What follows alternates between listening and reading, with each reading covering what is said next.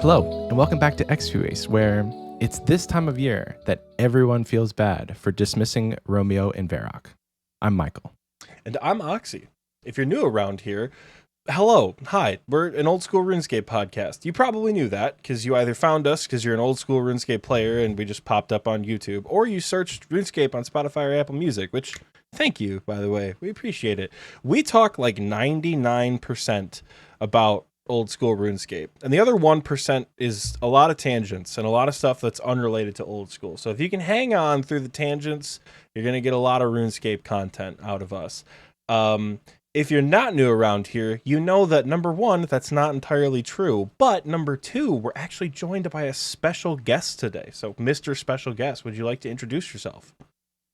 What's up, gamers? My name is Zulu. I stream Old School RuneScape. I play Old School RuneScape.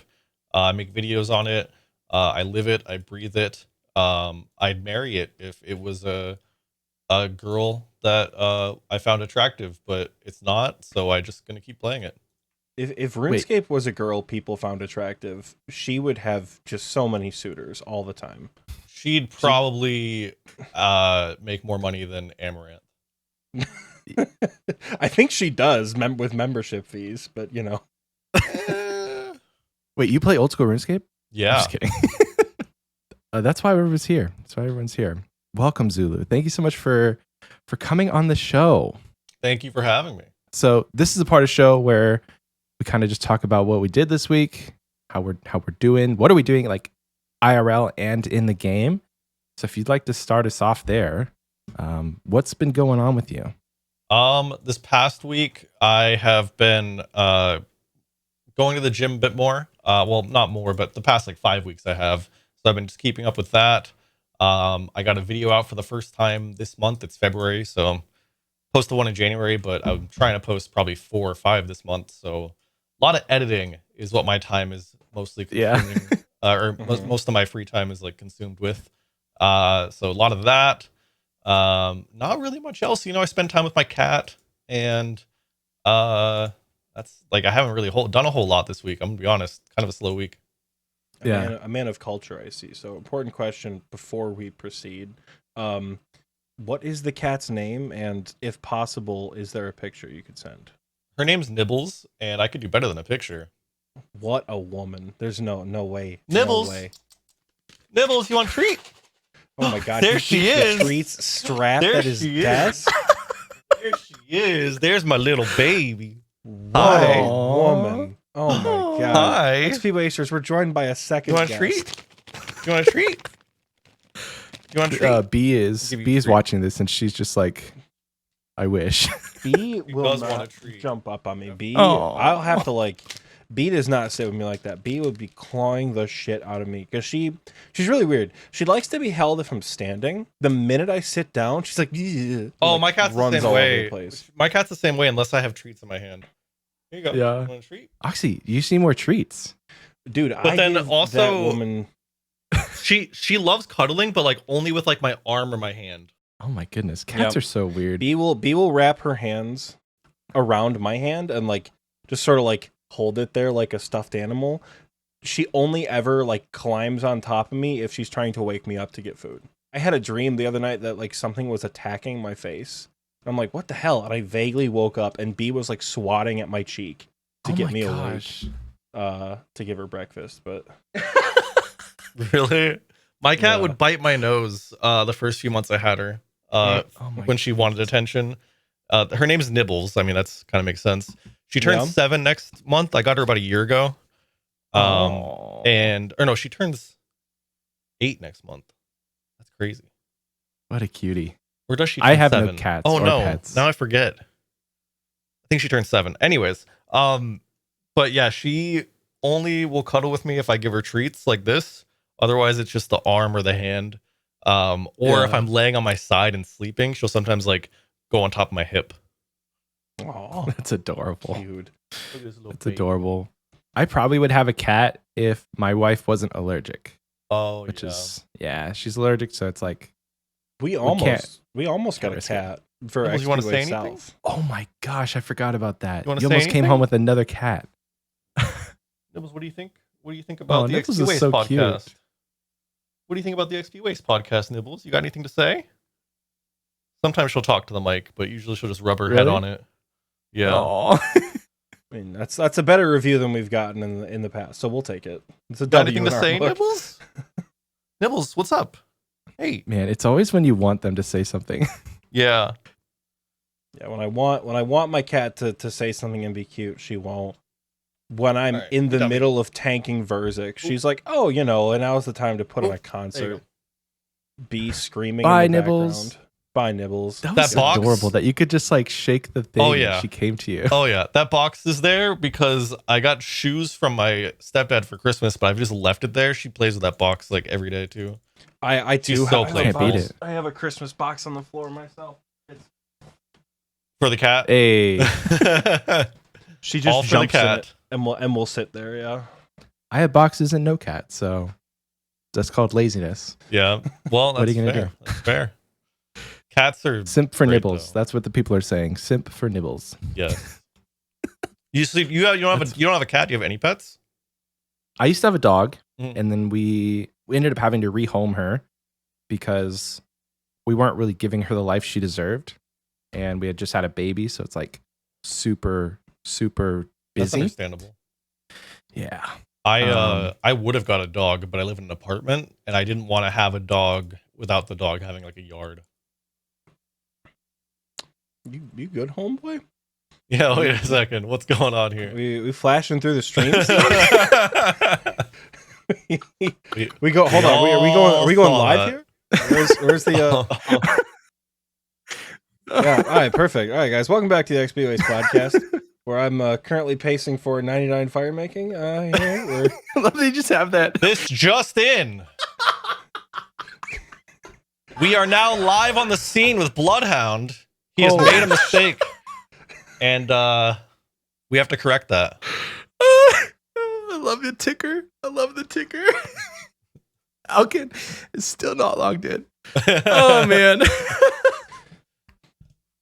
right, that's No, I my was pressing stream. my F keys and just switched them. Dude, I need your to take F-keys that off. are still synced with that, man. Yes. That is like a major throwback for me. When I first started streaming, I didn't like have Stream Deck or anything like that, but I learned you could like link scenes to various hotkeys, and I would use my like number pad on my keyboard on my laptop, and Ooh. I would like have to like type in equations and shit. Like if I was, playing like stupid newbie RuneScape trying to figure out like how to get 50 herb lore, I'd be like, all right, so I need 1900 desert goat horns times so many Harrowlanders. Like how much money is that going to be? The entire time I would be like flashing screens rapidly because I'd forget that I'm using like the hotkeys found in my number pad. So I'd be doing math and people would be like, Oxie, please stop. Like do it on your phone. Like, I've done some pretty degenerate things to keep playing RuneScape while like I guess being active on my computer and other things. Like on-screen keyboard. That's a On-screen thing I've done keyboard. before. Yep. Remote desktop. I What tried the else? remote desktop life because this is before I had like an old iPad or something, and this is before mobile came out, and so I wanted to play like out and about. So I tried the remote desktop. It wasn't intuitive. I'm glad they came out with mobile. When I lived in Florida, I did that a bunch for either redwoods or like thieving on my main. Oh, okay, That was a pretty big one. I mean, that's like really low intensity stuff. Yeah. Click Nightmare like Zone once 2. every 2 minutes. Yeah. Yeah. Even like now that I'm approaching 99 fire making, I have redwoods unlocked. I'm still not motivated to play on mobile, and I feel like that's gonna have to change eventually when, because as we said in the last couple of weeks, like eventually I'll get a max cape, and I feel like I gotta work on changing my mobile mindset if I'm gonna do that without like suffering. How through, close are 'cause, you? like, oh god, I'm not trying to max right now. I'm 2147. I'm currently racing Jake Deathbeds to 2200 total level, and he's absolutely beating my ass in the competition. Because he was like fletching in between mining ticks. So while he was going for 99 mining, he also got 99 fletching at the same time. So I'm What a currently king. getting steamrolled on the way to 2200. But I think mobile has like a few good uses, and that's it. And I think that's the biggest problem, because it's like if you're not doing something that's pretty AFK, or at least like not having to pay attention, where like you could tap, like okay, this is more degenerate stuff.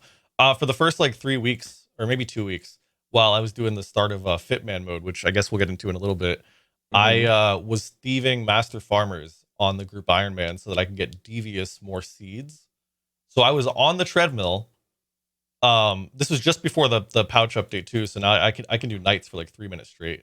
But just before that update, I was like tapping while like just walking on the treadmill, because I'm just like holding my phone like this, just tap tap tap while I'm walking. And I look down, I'm like, oh, I got to drop these seeds. Okay, keep going. and I'm on the treadmill doing that. And like that's something that you can do with mobile. And there's like a few little things like that, but other than that, I mean, what, wood cutting, fishing.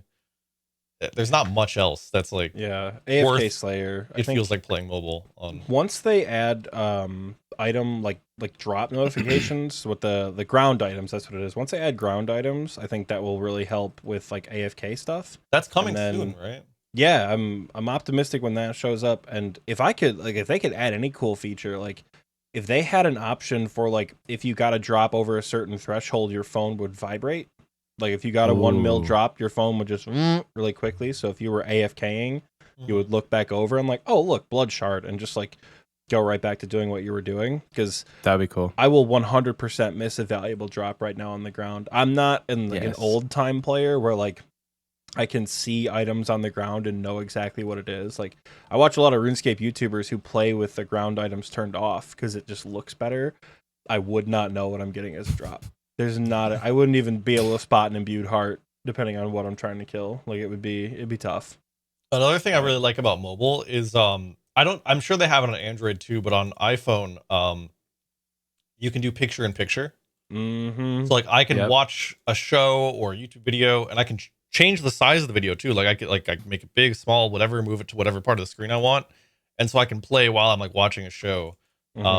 Or like something, and that's been really nice as well for like going on walks or treadmill or whatever. But yeah, mobile is just not something I feel like I could play for more than like an hour max at like a day, and even then I don't think I play that much unless I'm doing like a long session of some kind of cardio. I play so much on mobile. Like my iPad is basically like a Old School RuneScape tablet. Like I don't do anything else on it. I think I would if I had an iPad. Yeah, like iPad's great. I have a little thing where it's in the living room. I can't go grab it, but like it sits on my lap and it raises the iPad up to a nice angle, and it's very sturdy, so I can just set it on my lap. And I was doing Amethyst. Like my wife and I will hang out and watch Survivor. That's our TV show. Watch like 3 episodes a night. And so it's like 3 or 4 hours of just amethyst mining that I wouldn't be able to do. Yeah. I think I have a kind of a skewed view of mobile because I don't play on my phone. Like I don't do mobile on my phone. The most I will do on my phone is like log in to give somebody an item back while I'm sitting on the toilet, or like log in to add somebody to the clan. Like that's what I'll do on my phone. Everything else is on my iPad. And I basically maxed my account because of mobile. Really? There's no way I would have maxed had there not been a mobile client, because everything I did 100% of my rune crafting on mobile, almost 100% of my mining on mobile besides VM, and then almost all of my agility, because I didn't do sepulcher, I did it on mobile. So like on my iPad, those big 3 knocked out because of my iPad. I think you would still max. It would just take you a little bit longer because you'd be like spending all your active time like doing really low, like not low level, but like low XP per hour activities, you know?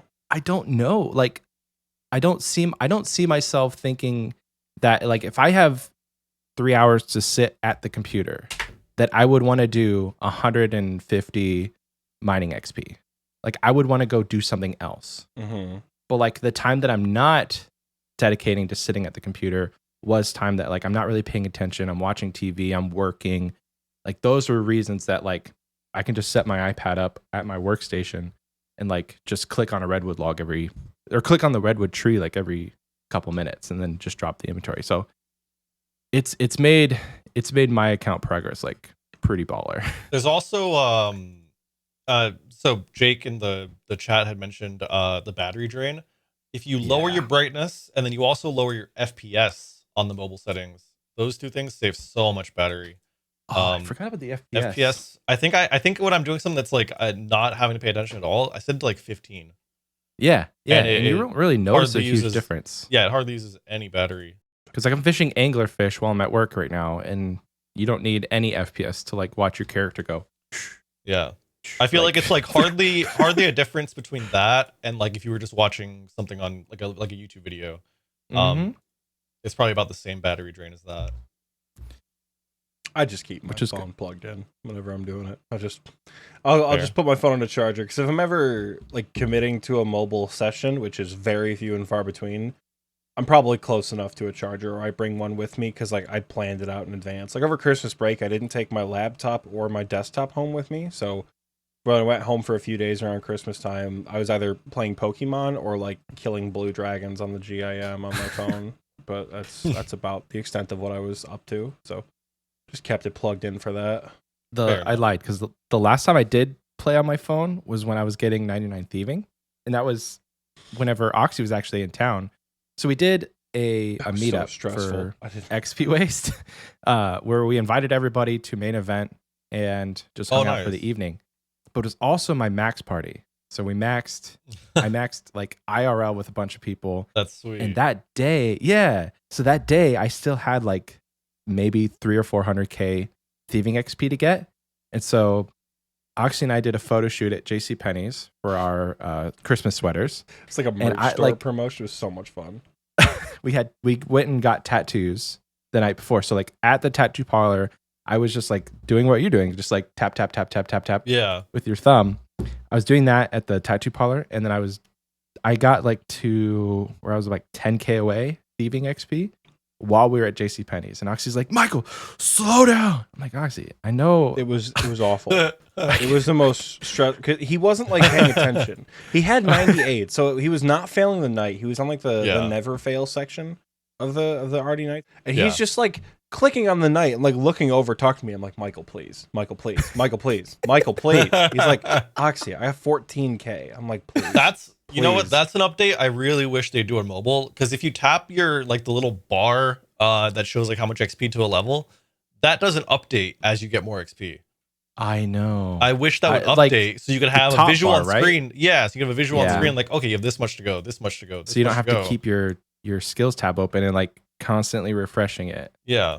The little bar, the little bar on mobile, you can tap that, it'll say XP left and all that, but it won't do it until you tap it again. You have to like turn it off and back on again. Yeah. Jagex, if you're listening, you know what to do. Also, fix that inventory bug if you didn't by the time this episode's out. You guys see that on Twitter? I posted it. Inventory bug? Dude, right before like I was in the call with Michael, and these two tweets in the recording booth chat, they dude, I don't know what was going on. I think it's because I pressed escape or F or one of my F keys at the same time I opened my bank, but my bank was broken, and then the deposit box was broken, and then if you go to the second tweet, all of my interfaces were broken. Weird. All the interfaces were just gone.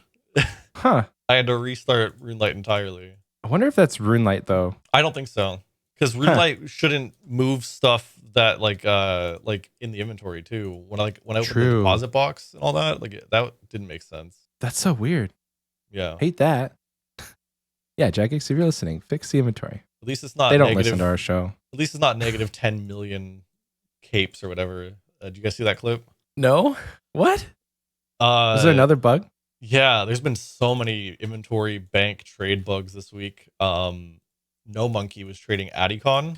I think they were at raids and they were like trading in a beat hard or something. And then the trade screen, it said negative 10 million team capes or whatever instead of saying in beat heart. But then it did trade over, but it was just like weird. Because it just said negative 10 million some kind of team cape. That's weird. So many bugs this week. Yeah, Michael, how's your week been? Thank you for asking. Oh yeah, we didn't go over your guys' weeks. We just went over my week's been pretty decent. I'm knock on wood, I'm feeling a little bit better. I think the antibiotics are kicking in. We've Still a heard bit that song congested. and dance before, boys. Still a bit congested, but like I'm finally able to go to bed without NyQuil, and it's been great. It's What being happened? sick this last month is like my son started going to daycare, and like he's a year and a half old, and it's just like a cesspool of sickness. Yep. And so he came, like he's had an ear infection the last 2 weeks. He's on antibiotics, but before we went to the doctor, we were just passing around sickness. So like my wife would be sick, I would be fine, my kid would be a little bit sick, and then she would start to feel better, but then I would start to feel sick. And there was like a 3-day period where nobody was sick, and I said it in the like 2 episodes ago. I'm like, hey, I'm feeling better. Then next day, congestion was back with a vengeance, and it's been this whole week. So I'm again, knock on wood, I'm feeling a little bit better. But yeah, I got 15 million mining XP, which is great. No pet still, sad day. So I switched over Zulu. One of my goals for this year is to get 15 million XP in all the skills. Okay. And so I got wood cutting, obviously cooking, and mining so far. So trying to knock out the ones that are pretty easy to AFK while I'm at work. So switched over to fishing, and I'm fishing anglerfish, which is kind of a double whammy in the goals, because every anglerfish that I catch, I can then just turn around and cook them. Yeah. Another one of my goals for this year is 200 mil cooking, which is Okay. I don't think it's going to happen this You an year. iron? At least. No, I'm a main account. Okay. But I'm a kind of a rich main who acts like I'm poor. Like almost all my it is comical. You don't understand. This man will spend 50 million in raw sharks, right? And then he'll go to raids and be like, guys, why am I not hitting? He's using mithril arrows in a twisted bow. We're like, Michael, what are you doing? He's like, I don't believe that. Addy Amethyst darts arrows. work. Addy darts work perfectly fine. We're like, you're a main account. Please just buy dragon. He's like, but I don't have any money. Green stack of raw sharks. Acts like he's got no. It's Listen, funny to watch Michael raid like he's poor. It's very funny. I am poor. You're not. Okay, I have GP. I have 120 mil. That doesn't feel like a lot.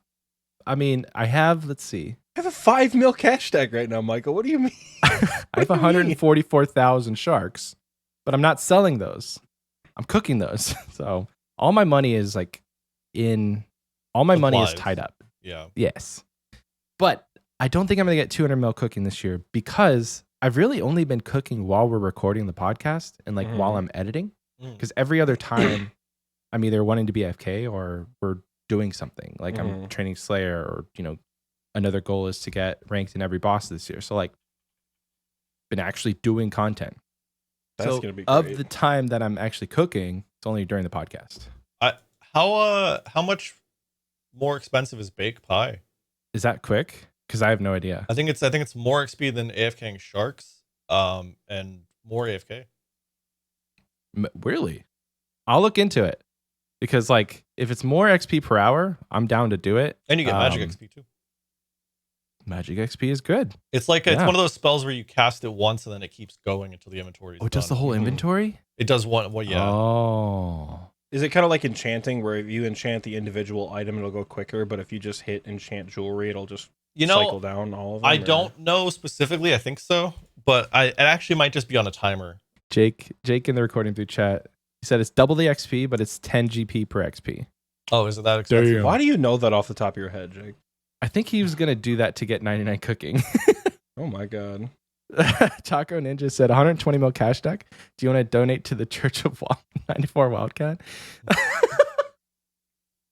Actually, what's so funny is like 100 mil of that 120 mil is not even mine. It's another clan member who's just like, you need a loan?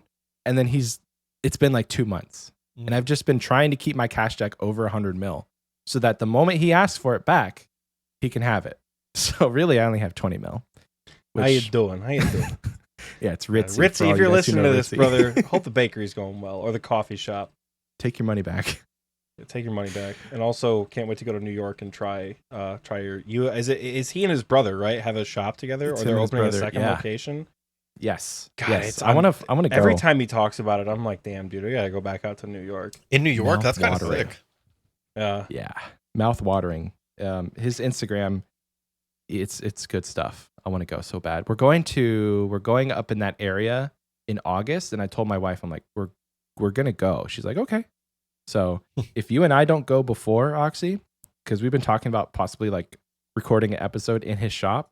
If we don't go before, then that would be if we're potting Xpwaste in a New York coffee shop run by an Xpwaster, I'm all for that. I don't know. Yeah. The setup's gonna be mega jank. We're gonna like attach the microphones to like a coffee table. Yep. And like just call it good. But it'd be a fun. lot of fun. It'd be kind of reminiscent of that like interview we did at God, what's it, the main event where like the audio is kind of muffled because there's like background noise and things going on. How we didn't get demonetized for that is pretty interesting because there's copyright music playing in the background of that entire thing, but we couldn't cut out like the background noise.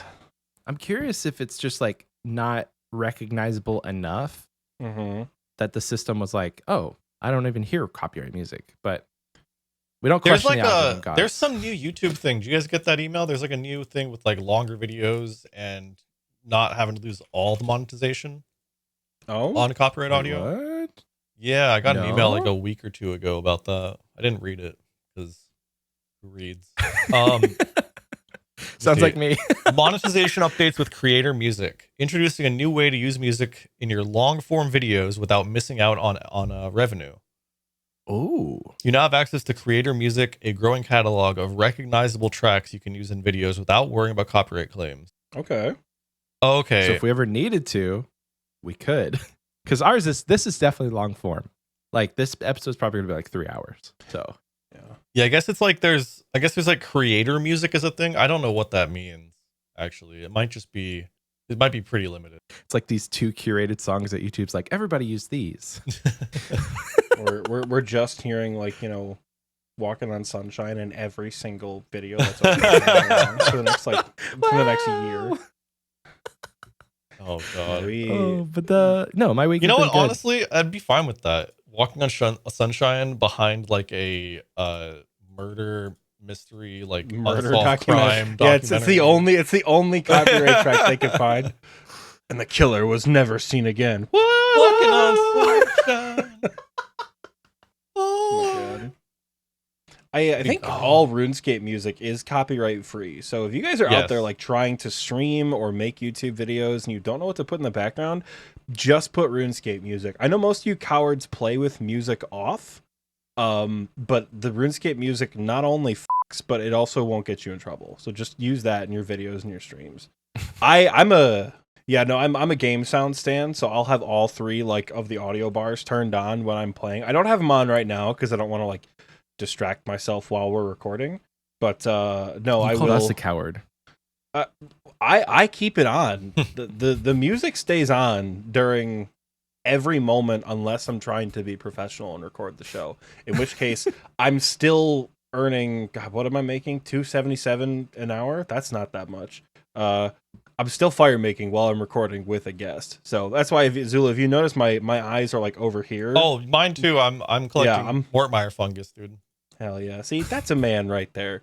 That's how we know we got a true RuneScape degenerate who, without even all the other guests we've had are like, you guys play RuneScape while we record? Like everyone else, I feel every like podcast I've ever been on. I've been on a drinking podcast before where like everybody's getting drunk and I was doing medium clues the whole time.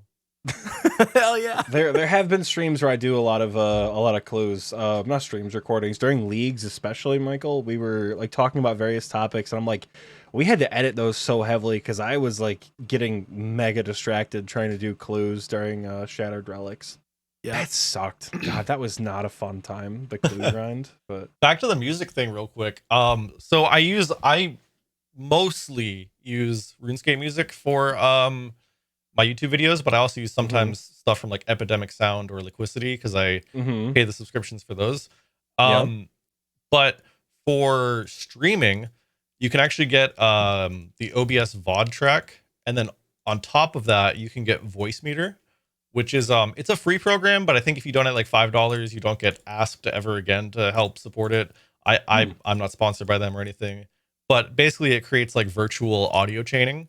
So when I'm live, if I'm in a Discord call, for example, people can hear the Discord call, they can hear the music and all that live, and then when they clip it, they hear me and they hear Discord, but they don't hear the music. So you can chain it. You can chain your audio however you want, so that you can have whatever audio you want to saved, and then the other audio not saved.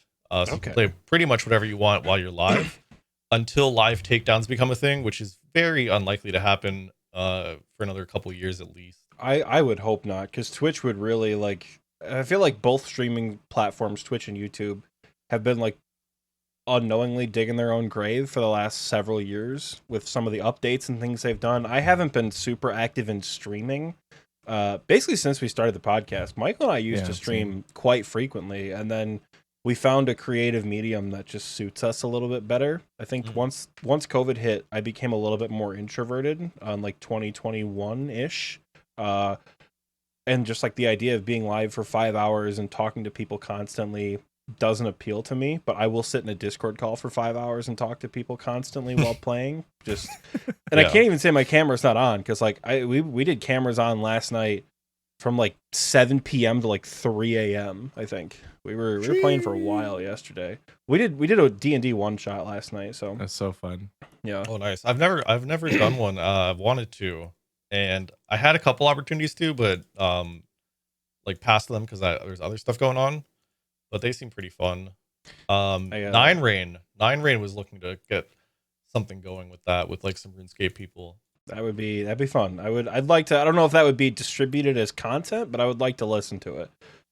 If that was a thing, that'd be pretty cool. I want to start DMing and get better at it, because I've been trying to make Theater of Blood a D&D encounter for a while. I just don't know how. I'm not good enough at D&D to be able to be like, all right, Bloat's running around the room, how do you attack him? Like, what do like legendary actions and lair actions? How do you distinguish between like Verzik's attacks and then Verzik's specials? Like stuff like that. I would have to get better at DMing, but if I could pull that off, like that would be fun as hell. I think TOB would lend itself to a very good like D&D session, because it would be long though, especially after like last night's combat taking forever for like 3 zombies. Yeah. I feel like Nilo waves would be insufferably long. You would probably do 1 session per boss, realistically, and maybe 2 sessions for Verzik, because she has the 3 phases, and it's like everybody taking their turn, but in each turn. So in D&D, 1 turn technically is only 6 seconds of like combat. So even if you took 10 minutes to figure out what you're doing, like realistically in the actual game, it was only 6 seconds of time. Yeah, that's 10 game ticks, dude. Yeah. So that's two scythe hits right there. That's fine. That's 5 blowpipe hits. Guys are nerds. We gotta get you in top, Michael. We really do. We gotta get you in top. I feel outnumbered here. Yeah, I think that would be a lot of fun, and I would definitely do Verzik in 1 session, because I couldn't like. That'd be so hard to be like, all right, you defeat P1, you defeat P2, the big lady falls to the floor, she starts laughing, and she's like, behold my true nature. All right, come back next week. Like, that would suck as a player to like get cut off right as P3 is about to start. That's what keeps you coming back. Like, you have to have those cliffhanger moments if you're doing like long. If it's not a one shot and it's a week to week thing, like you have to give people a reason to want to play again, or you'll never play D&D as a group again. Yeah, I think literally the meme in the community is that nobody can figure out a time to play, so nobody plays D&D unless you're really dedicated and like you live with your roommates and you guys are just at the dinner table anyway. Mm-hmm. You know There's what I mean? a guy here in Texas named Razor, or in Austin named Razor, and he like his place, like the place he lives at with his girlfriend, they have like a few streamers that live there / people kind of like relative to the content creation space, and they host like tons of parties and stuff, but they also run he runs like D&D campaigns pretty often, and he like streams them too, and he's been like a DM for a little while now, and he's been getting more into it, but he's he was the one who I was like potentially able to join them for a one shot one time and didn't. But yeah, his name's Razor, and he's pretty cool. Once you do your first session, you'll get hooked. Because D&D is so much fun. I had never played D&D before. I've still never played it. Michael's been playing his entire life, and I had never played before. We actually got invited on by another RuneScape podcast. It's a RuneScape themed D&D show, Dorks and Daggers. They invited us on to guest in an episode or two. Yeah. And I made my character and I did the whole thing. And I had a blast with it. And then we did D&D for an extra episode, which was a good time. Just like experimenting with like various play styles. And then this one shot I went with an orc barbarian player. Like it's a lot of fun, but I feel very like I'm the learner that gets taken on all like the D&D trips. Like everyone else I've played D&D with has played their entire lives. They've got like thousands of KC. I'm the one who's still not on the high scores. Like I have no idea what's happening. Every turn I'm like, so I click the +7 for the attack, and then I click the 1d10 +4 for the damage. They're like, Jesus Christ, yes, it's turn 6. Just roll the dice. Please, just roll the dice, Oxie. So, is that where that term comes from? Or is that from like gambling? Probably gambling. Roll the dice. Yeah, like roll the dice and see what happens. Well, yeah, I would imagine that comes from like the game craps from gambling. I don't you know think, what? You're probably right. I don't think people in casinos are like, damn, Dungeons and Dragons. All right, time to test your luck with a D20, boys. How out of touch I am. Right on my computer, I have a dice tower that I printed, or not a dice tower, a dice holder. This is like, I wouldn't even say, this is like a fourth of my dice that I actually have. Buying dice is a big thing. Yeah. What'd you get your first set?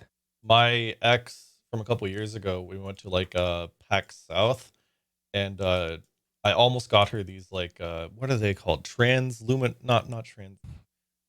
They were like translucent, but they had like the colors, like you could see I don't know what that's called.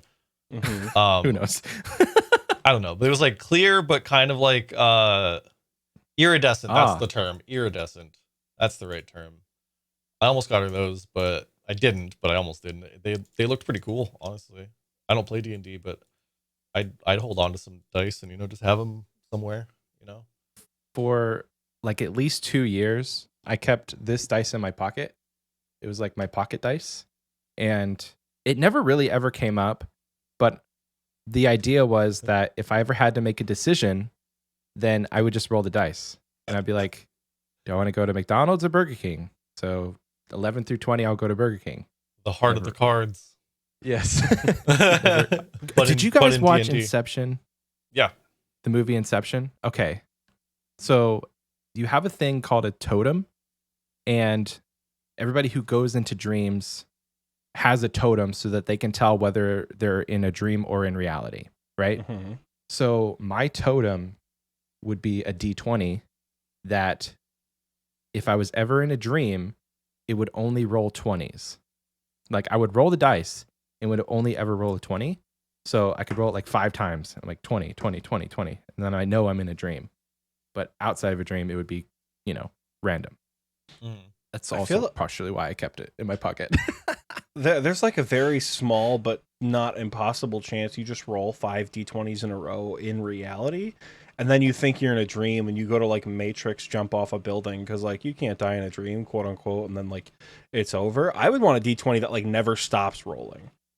Like no matter how lightly you tossed it, it just sort of like twisted itself around so you never got an answer. So then like, all right, something isn't right here, because there is a very slight statistical chance that you go 20, 20, 20, 20, 20, 20, 20. It's not impossible. Nothing's real. It's all a simulation. It's not real anyway. It's a shitty simulation. Don't Matrix jump off that building anyways, dude. Why not? Wait, hold on. We're in a simulation. But we spend all of our time in another simulation? Yep. How did that happen? Because this simulation sucks. I don't know. The simulation was good for a little while, and then the developers got like sold to EA or somebody like that, or Activision Blizzard, and the updates have just been ass these last couple of years. Like, it's just not fun. Like, COVID was a bug that yeah, the current meta fucking sucks. God damn it, Fear.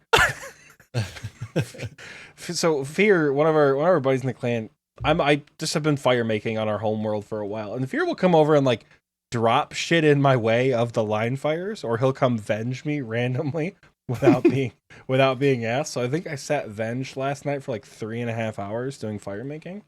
I'm gonna waste my venge on a guard somewhere. Oxie, we didn't even hear about your week. Yeah, how was your like 45 minutes into the podcast? I mean, it's a guest episode. You know, this is going to be not quite unhinged, but like, you know, we're not going to have like a real structure. My week has been pretty good. It's going to be. I'd like to say I had my first full week back, but I didn't because we got a snow day on Friday. So I went into work for like 40 minutes to do some clinical notes, and then went home and called it good. I actually had impromptu supervision. So normally, on Fridays, I go to work, I sit there for like 45 minutes because like I can't get a full session in with most of my kids in 45 minutes. What do you do? I'm a therapist. So like behavioral therapy or how does that make you feel therapy? Okay. So yeah, it is a little bit of CBT. It is behavioral therapy on occasion. But it just depends on what kid I'm working with, what their presenting problem is. Most of them, we only get like 30 minutes before I have to leave. And most of them, that isn't enough time. I have a couple kids, like especially if I ever had like an ADHD kid, 30 minutes is an ideal session time because keeping them on the hook for 30 minutes is a stretch. So I'll normally try to do it then. But I'll go to supervision, and then supervision is from 9 to 10. And then at 10 o'clock, I'll go get a coffee at the same place across the street for no other reason than I'm just trying to talk to the girl at the checkout counter. And I didn't. Supervision got canceled on Friday. No, I'm too much of a. I'm not actually making any moves. I just like making conversation. Oxie, slipper the digits one of these weeks. That is the single creepiest thing I could ever possibly do. Slipping her the digits? You're like, hey, at work, you're cute. Dog. What Text do you me. mean? No, nobody wants that. Nobody wants that to happen. Are you guys of like similar work. age? Maybe, I don't know. I've not fucking talked to her that much beyond the 2-second conversations we have at the checkout line. Anyways, right? Okay. I go to work for 45 minutes and do my notes and then go to the same coffee shop because I'm like, might as well, right? It's like a grocery store, not even a coffee shop. And my supervisor walks in while I'm checking out. She's like, do you want to come over for supervision? I'm like, you got time? She's like, yeah. I'm like, all right, sure. So I worked from like 8 to 11 on Friday and didn't actually do anything at work. And then came home. But otherwise, my week has been pretty chill. Been doing a lot more fencing, and I feel my stamina coming back a lot more, which is nice. So we're able to fence for longer and harder, and you know, have a better time with that. I'm trying to get into more saber competitions, but actual saber fencers have terrifying stamina, and I need to get there. I'm glad you clarified that, because I was about to ask before you said saber. I was going to say fencing as in like, you know, on guard, or like you're putting up fences. You know? Yeah, no, the on guard fencing. I don't know if you can see it behind me, but I've got a more of like I got like a decorative saber behind me, that I keep just like as decoration. All my like actual competition swords are at my fencing club, so I can't like break them out. I do have my fencing jacket though. Somebody asked me to show it last day. So like I've got my like, if I go to competitions, I want one of those just to wear out sometimes. Hell yeah. You know what I mean? Yeah. Oh, that's sick. Yeah, it's USA. It's pretty cool. Oxie's going to the Olympics, boys. How long have you been doing that for? I've been doing it on and off since like 2017-ish. I did it for my senior year of undergrad, and then I stopped for my gap year, went back when I went to grad school. COVID hit, stopped for a year because of COVID, because we couldn't get in the gym. Went back and then did it for about 1.5 years for the last academic year of my master's, and then took like probably a 5 or 6 month break, And then I just got like so fed up and antsy of like all I do is go to work, come home, play RuneScape, and repeat the cycle every single day. So like I want to get back into doing something. So after Christmas, I joined a new fencing club about an hour away from me. And yeah, I just do that. Jake is following me around on his alt right now, talking to me in game as I'm having this conversation. But yeah, I've been doing it on and off, but I've recently been getting into epee, and I've just grown to dislike foil more and more. So I don't know. Foil is the very flashy, stabby one. I'm not a fan, but yeah. Other than that, I mean, that's sick though. I mean, like that step to like join a new fencing gym after not for a while, like that's a huge step. That's hard to do for a lot of people. It's been quite the experience, because when we did it, so I did it at my university, and we didn't have like electric stuff. We all just did dry fencing, and going from being like kind of a pretty mid like dry fencing instructor to going to a club that is like all electric, and people have been fencing like they're 17, they've been fencing since they were 5. Like it's a really cool experience to just be at that different level, and people know so much more and are so much more skilled, but are like half my age. Like I'm getting steamrolled by 14-year-olds because they've been doing it their entire life. Like it's pretty scary. Are the swords electrified? So like when you stab somebody, they get shocked? So no. It's not like that. The swords aren't like sharp, and they're super flexible, because like if you had a stiff piece of metal, that would like break bones and shit. So like they're very flexible. You're not trying to hurt other people. It's a sport. Like it's not a combat skill. We're just trying to like have fun. But the swords have little wires in them, and when you're doing the electric stuff, so with saber or foil, you're completing a circuit. So when the button for the foil or the saber blade itself, which is it's conductive, it's not electric. It's not like a shock stick or anything like that. But when you hit the lame, it completes the circuit and you get a light. And then with epee, as long as the epee point doesn't touch anything that's grounded, you get a point. So pretty much you're just, when you make a like hit, laser tag.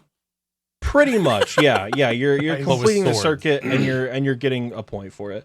But you're not like actually impaling people. You're not zapping them. That would be pretty funny for some people. Like I would Xpwaste North would be lit if the saber blades were actually electrified. That would be pretty funny. Sounds like that sounds like a Danny Duncan video or something, dude. Yeah, that'd be a pretty good time. Like it's actual Star Wars. We're just out there fighting with like electric swords and shit. Yeah, that would suck, because especially the lames are all metal, and your mask is metal too. So as soon as you like got that shock, it would like go over your whole body. That would be horrible. I feel like finding the time to do things that you want to do is like so increasingly difficult, especially as like a creator.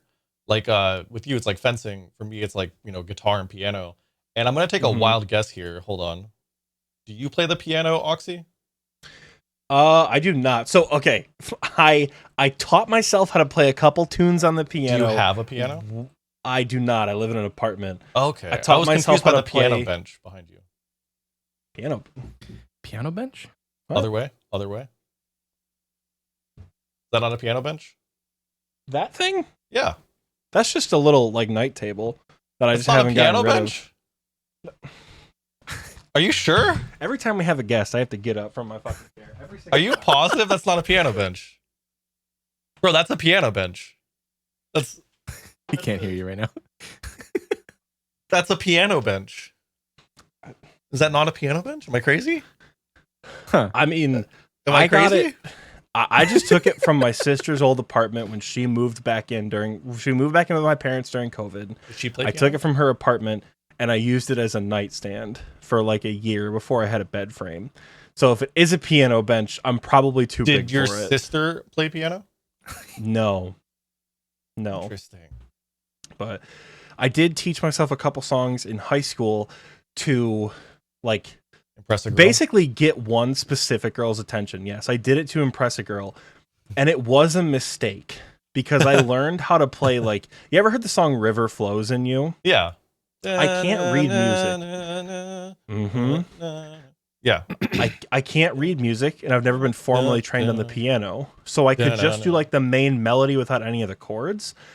Everyone I ever played it for thought it was cool as hell.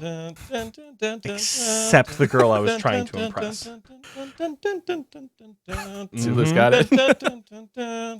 Yeah, I had the whole melody. Everyone cared except for her. She came from a very musically inclined family, so like me being able to like tap keys with one hand, she was like, yeah, I mean, you learn how to use your second hand. It could sound pretty good one day. I'm like, sure thing. Let me never Everyone else impress the girl by trying to be as good or like it's something that she's knowledgeable about. There was no contest. You can impress her by showing that you have a passion for it or that you are interested in it. But I don't think it's ever a good idea to try to impress a girl. I mean, you were in high school. By 15-year-old Oxie did not have that same knowledge. Yeah. 15-year-old Oxie, he tried, and that was he failed. He failed that attempt. All the songs he learned how to play, everyone was like, yeah, you could do better, but you're getting there. Good job. Everyone else was like, holy shit, we got a little Mozart over here. I'm like, your opinions don't matter. I play the piano, and I have it right here, actually. And you don't have a piano bench. Oh, God. Oh, God. Hold on. I'm worried that you're not hearing this. It's like we're hearing it. Half picking up. the noise gate's kind of picking it up. Man, I can't believe he's playing the Moonlight Sonata 5 on piano. Holy shit. He's so talented. Thank you to my wife for bringing that for the bit. I text her, like, can you bring me Oliver's play piano? I play piano, but I don't have a piano bench. See, Jake's got I have it a right. guitar behind me. Being supportive of the things that she cares about, not necessarily just trying to be good at it too. That's true. Well, if I could go back in time and tell young Oxie that, I would. I don't think it would have changed any outcomes. It wasn't meant to be. Exactly. Trust me. I'm not. It's been 11 years. I'm not particularly hung up about it at this point, but that's just a fun little piano story that I always tell people. But yeah, you're right. It's difficult to make time. I don't know if I'd call myself like a full-time creator, obviously, because I work 40 hours a week, and I do stuff. I call with myself the show. one, dude. I've been so bad with it. I think you've got the clout to take a bit of a break, though. You've been. How long have you been making RuneScape content for? Well, I've been full-time. Big quotations for the audio listeners. Since middle of 2017. Mm-hmm. I started streaming. I was working 60 hours a week and then streaming like 30 hours a week. Gosh. Is there even 90 hours in a week? There's 168. At like the start of 2016. Mm-hmm. And so I got partnered at the end of 2016. And then the first couple months I was already making more just with streaming. This was when Prime had just become a thing and bits had just become a thing, but there was no gift subs. There was no any of that stuff. But I was making more than I was at my job with streaming half as much as I was working at my job. And I was like, okay, if this keeps up for, I did like dispatching and emails and like client support for a transportation company. Okay. But mostly it was work from home or office. I lived close enough that it was like, I could do both. A lot of emails, a lot of phone calls, a lot of boring spreadsheet clerical work. Yeah. Yeah. But I was making more in the first couple months than I was at my job. And I was like, okay, if this keeps up for like 6 months, I will try and go full time. And it did. And it kept increasing. So I was like, okay, I'll go full time. And then it worked out really well. But then 2021, at the end of 2020, I'd gone through like a really, really bad breakup. So 2021 rolls around and it's still COVID times, kind of. And I just decided, hey, I want to take like a break here. So I took a break from like the middle of January until like August of 2021. Really long break. I'd stream maybe a couple of times. And the only time I really logged into RuneScape was to record for Gillinor Games. Then I came back and then Group Ironman came out a few months later. And then these past few months, 2021, I also got into a car accident. Oh, no. So I had like a neck injury and a back injury. And so the pain started coming back in 2022. Finally, a few months ago in September, I got these like steroid injections in my back and like my neck, which has helped a lot with like just motion and being able to like not be in pain all the time. But there was times where like I couldn't be at my PC for more than a couple hours without like just having to go lay down for a while. So now things are a little better, but then the past like 2 months or 3 months or something, I just have not been as active with streaming and videos as I'd like. And I think it comes from just being so behind on the videos. Because like I feel it's weird. It's like a weird feeling. Like you were saying how you're introverted. I don't know if I'm introverted, but I feel this guilt of like, okay, I have probably 4 or 5 videos worth of clips I need to edit. So I feel guilty streaming. But then when it comes to actually getting the editing done, I sit there and I'm like, oh, I don't want to edit right now. Yeah, So that's a mood. That. A mood. And so it I just think pushes me back further and further and further. Oh man, It's so bad. For me, what has helped a lot with this show, it stresses the dog shit out of Michael. But having a time constraint to edit and release episodes really does help stimulate, like, all right, I physically have to do this. Like, I've got that, adult ADHD wait till the last second thing. Same. And I will, like, fencing is Monday, Tuesday, Thursday for me. If it's a big episode, like if I were editing this week, I wouldn't go to practice on Tuesday because we got what's going to be a long episode. It's an interview. It's big, important. We've got to like make sure it's done correctly. If it's just a standard Michael and I chatting about whatever update for a couple of hours, I could save that until Wednesday and just like mega sweat from like 4 o'clock until about 1 o'clock in the morning on Wednesday to get it done. But back when I was doing, because I do have a couple of YouTube videos out myself. I'm surprised you haven't heard of them. My 97 subscribers I have. All the XP wasters know about the giant mole. The giant mole, just disaster that is. It would just, the motivation to like make new content and think of new ideas was really difficult, especially when I was streaming.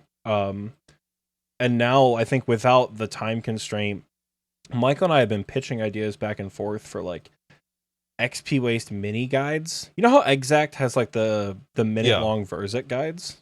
Something in 60 seconds. Yeah. Yeah, I love that format so much because you can just show it to someone before you start a boss, and that would be great. So we wanted to do something similar with like content that he's probably not going to cover. Like something tells me one of the best players I've seen on YouTube is not going to give you a guide on how to like burst neck reels. But our show really caters to like mid to early late game players. So I've really been wanting to make guides for content for people who are in that realm. Like maybe you've never talked to someone on Discord before and you don't know how to stack neck reels. Here's a 1.5-minute guide on how to stack any monster in the catacombs, or just like in general where this applies. I have the scripts written, but going out and getting the footage and editing it together, I've not found the motivation. We have scripts, I think, for 4 or 5 little Xpwaste mini guides, and I just haven't gone and done them yet. So maybe Xpwasters get on my ass about it, and we might be able to get them out. But I feel like something gets sacrificed with making content and trying to do things for yourself. Like fencing takes up probably 12 hours a week of my time because it's an hour there, a 2-hour practice, and then an hour back home. Yeah. So that's like my entire evening. Like I get home from work at 4, I leave at 5, I get back at 9:15. So I don't know. Something gets lost and sacrificed there, but yeah, I don't know. It's tough. It's worth it. It makes it a lot easier. But I've been dipping my toes into like the shorts as well. I think little mini guides like that would work well with cross-platform, like Instagram, TikTok, and YouTube Shorts. It's very true. We've made a TikTok or two, but I had a TikTok that popped off. I don't know what it was, but you know the Yu-Gi-Oh thing, the Yu-Gi-Oh cards that are in the game. Yeah. Oh yeah. Dude, this TikTok. Let me pause it real quick. This got 27,000 likes, and like I don't know how many comments. How many does it say? Oh damn. Something comments and like 3,000 saves or whatever. Whoa. Damn. And it's like, and it has like 370K views or something. Like this TikTok alone doubled my like TikTok followers. And then this TikTok, the other one that's like right below, like where is it? That one was just a little farming tip, and that one got like it's at 40K views right now. It's crazy. And I cross posted it to YouTube as well, and they're not doing as well on YouTube, but like they're doing decent. And it's like it took me longer than I'd like to admit to make the shorts, but it's one of those things where the more you do it, the better you get at formatting and speeding it up. Like that, I guess I will say it. The Yu-Gi-Oh one was like I think a 30-second. It was 36 seconds. It probably took me 2 hours to do. Oh, yeah, it's terrible. But like, editing, the time it takes to edit versus the finished product, it always blows my mind. Like this show, if it's an easy episode, it's like at least double the time for us to actually get it edited. So if it's a 2-hour show, it takes like 4 hours to edit it. Yeah. It's insane. And it's literally like just for me editing, I'm playing RuneScape and I'm just listening to it, waiting for anything I need to edit out, any sort of bleeps or if we mess up. But it's literally just listening to it. So you would think if it's a 2-hour show, it should take you roughly 2 hours to edit it. But no, it takes way longer. And I don't understand it. I don't know where the time goes. It just goes. But yes, Oxie and I are absolutely opposites when it comes to editing, because he's like, I need the motivation of a time, like a time constraint to do it. And I'm like, I don't want to be editing on Wednesday.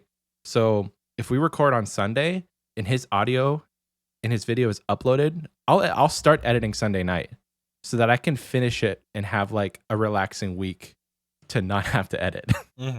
Because we have we have the deadline of saying, hey, we're going to release an episode every week. So I can understand where if you're not like put to a schedule, things can get backed up. Because if I could put off editing the show, I don't think we would ever post it. Yeah. Because I'm just kind of that way. Like my backlog out of sight, is out of ridiculous. mind. My backlog Here's is a question though. Insane. Have you thought of hiring an editor? I know that I have. it can be like the money that you put into it, you don't always get that back. But at least having that off of your plate. I tried it for a little bit, and it was good. Do you know John MP4? Have you heard of him? Mm-mm. He edits all the RuneScape Chronicles now. But he originally edited for me before he edited for ChemQ, and I liked it. It went well. I pushed it back to him just editing my sponsors, so like the ad reads, and those are going really well. Those were nice. But there's just something about like the way that I record that I feel bad pushing that onto someone. Because all my clips are replay buffer, 90 seconds or so. And so it's like 70 seconds of nothing and then 20 seconds of something, you know? And maybe when I'm more collected and that backlog isn't there, I'd consider it. And especially for like one-off videos. But I feel like for progress videos, it's easy enough to edit myself. It's just the doing it. The doing it, yeah. Yeah. Because you can't, like for me, like I play RuneScape while I'm editing. So it's like, if I don't have anything to do that's AFK, it's really hard to just focus and sit down and do it. Because then I'm like thinking about, I just want to check TikTok or see if I got any emails. And then I'm on my phone and I'm not editing. Yeah, I have some one-off ideas that I'm trying to bring to life this year, and I think those ones I probably will have an editor for. Nice. But I think as far as progress stuff goes, I don't know. It's just something that I just need to put my ass in gear. I think that all the like being active in the gym again has helped a lot with just my motivation. Structure. Yeah, motivation and my structure of just like, okay, because like if I can commit to doing a certain amount of activity a day, I can translate that to committing to a certain amount of work as well.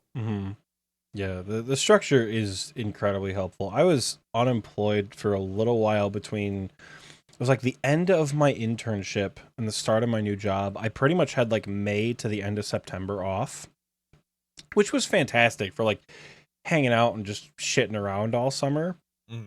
But man, was it tough to like the amount of time we could have created so much content in the summer and just didn't. I streamed like 2 or 3 times.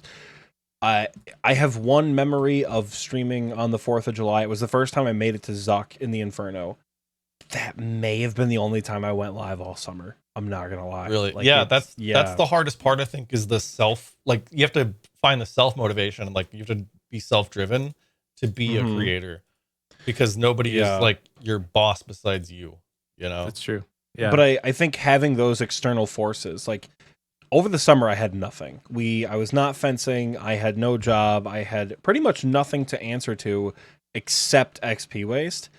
And that sucked for having that motivation to do things. Because then it was just sort of like unregulated, doing whatever I wanted, avoiding the inferno. Like, and that wasn't very helpful. It's like having had it now that I have the structure of a job, I've got practice, I've got the deadline for the show. It's a lot easier to sit down and focus on making content because I can kind of like allot time for it a little bit better. Yeah, I think that helps me quite a bit. I'm interested, like, what is your day-to-day schedule as a full-time streamer, YouTuber, RuneScaper? It varies a lot. Day to day of the past month, which I've streamed maybe 4 times. I want to say because I've just been so bad with that. Probably getting to bed sometime between 1 and 3 a.m. Probably getting up around somewhere between like 9 and like 11 a.m. And then I start my day lately. I've been starting my day with a few chess puzzles. I'm kind of a big fucking nerd. But just like a little bit of that, hanging out with my cat. I'll hop on RS for a bit. And then I'll figure out what I'm doing. If I have anything I have to do like IRL, like go to the store, if I have any like appointments, if I'm hanging out with someone. And if there's nothing going on at all, I'll try to like go to the gym earlier in the day. If there is something going on, I'll go later. And then I guess to start my day, let's go for the whole day of just like my day to day. I usually always start with a coffee and some oatmeal. It's a good day. It's a good way to start the day. Yeah, coffee and some oatmeal. My coffee cup's still here, but I rinsed. Coffee's cold as hell that I got right now, but it's coffee. Oh, I finished mine, but it's just like I left the cup on my desk. So I'll have that while I'm like on the PC. I'll catch up on like watching a couple of YouTube videos. And like I said, I hang out with my cat for a bit. Then I'd figure out what I'm doing for the day. Like yesterday, for example, I had to go to the grocery store because I needed a bunch of stuff. Like I was out of olive oil. I need to get some new, like some more meat. Then after that, yeah, like I what I do yesterday, let's think. I didn't do a whole lot, I'm gonna be honest. Yeah. Yesterday was Saturday, right? It was the weekend. Yeah. Yeah. I didn't do a whole lot. I got pyromancer boots on RuneScape. Hell yeah. Huge for the account. But yeah, I didn't do a whole lot yesterday, other than like a few walks throughout the day and going to the store. So the gym. Whenever you were like going hard at it, did you have like, okay, from 1 to 3, I'm going to be playing RuneScape, from 3 to like, did you have a set thing every single day? The absolute best schedule I've ever had is when I first moved to Texas. I was living with 2 other content creators, and I would go to bed no later than like 1. I'd be up every day between 8 and 8:30 a.m. naturally, no alarm. I'd start my day back then with just getting my pre-workout in and hopping on RuneScape for like 20-30 minutes. Then me and my roommate would go to the gym. We'd be back home by like 10:30, maybe 11 if it's like a longer day.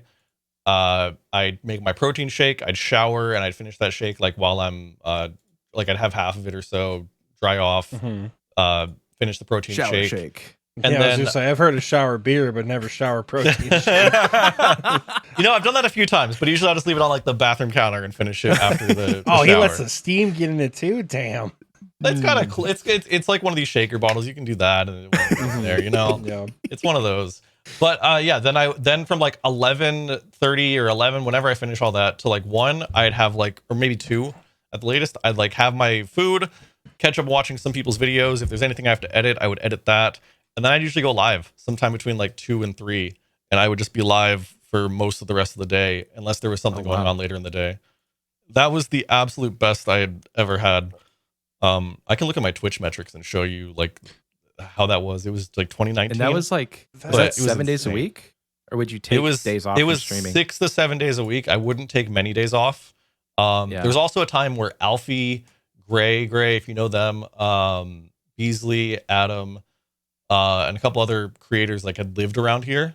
So they don't live here anymore, but we would go to their place sometimes for like poker nights, and it was pretty fun. Yeah, that's awesome. Let me go see June 2019 to like October 2019. Let's do that real quick. Okay, I just have to manually do it. But anyways, it was an insane like work ethic. I was probably streaming like 40, 50 hours a week. I was getting out a video every like week usually. Okay, let's see here. I streamed 140 hours in July of 2019. 90 the next month, 110. November was 201 hours of streaming. Oh my god. It was like and on top of that I was putting videos out 160, 180, 170. Like I'm just going through like week by week now looking at this and yeah. So that was when I was the most productive, and I think with the gym now, as soon as I fix that sleep schedule and I'm getting in the gym like first thing. Yeah. Oh, it's good. It's you get back to it. Old Zulu's back. Yeah. So a question, like you said you had roommates and you guys would go to the gym together. Do you think that that's kind of where you're struggling? Do you have anybody that you're going to the gym with now? Because I know that motivation is like partnership is a huge thing. Yeah, I think I made the most progress in the gym having someone to work out with. But my gym is super, super close to where I live. Oh yeah. So that's very nice. I actually switched gyms because of that. It's a little more expensive, but it's so close. Like I can walk there and walk back, and that's most of my steps for the day. Oh, if it's a nice day out. Today I don't know if it's nice out. What is it right now? It's like 60-ish. Might be nice enough to walk. It is 63. Yeah, it could be decent enough. Anyways, I almost made a comment about how like, oh yeah, 60's not nice enough to walk because I live in Michigan and like it's cold as hell here. It's 45 degrees today. What is happening? It's like picnic weather up here in Michigan. And to him, like, that's warm. I'm about to hit up the lake after this. We're going swimming, boys. Oh God man, young Not Wim us Texas Hof over boys. here. Yeah. But it was I think having roommates was nice for that, because it was like, if you're just sitting around, like, what are you doing? And roommates would see that and they'd be like, hey, what's going on? Right. Accountability is the thing that like that's the big, yeah. I feel like I would need is somebody else. You're accountable to somebody else and they're accountable to you. So like you can't fail each other, you know? Yeah. Like if I told my wife like, hey, we're gonna go to the gym once a week, that would be enough accountability for us to actually do it. It's hard with a kid. We can't like take him.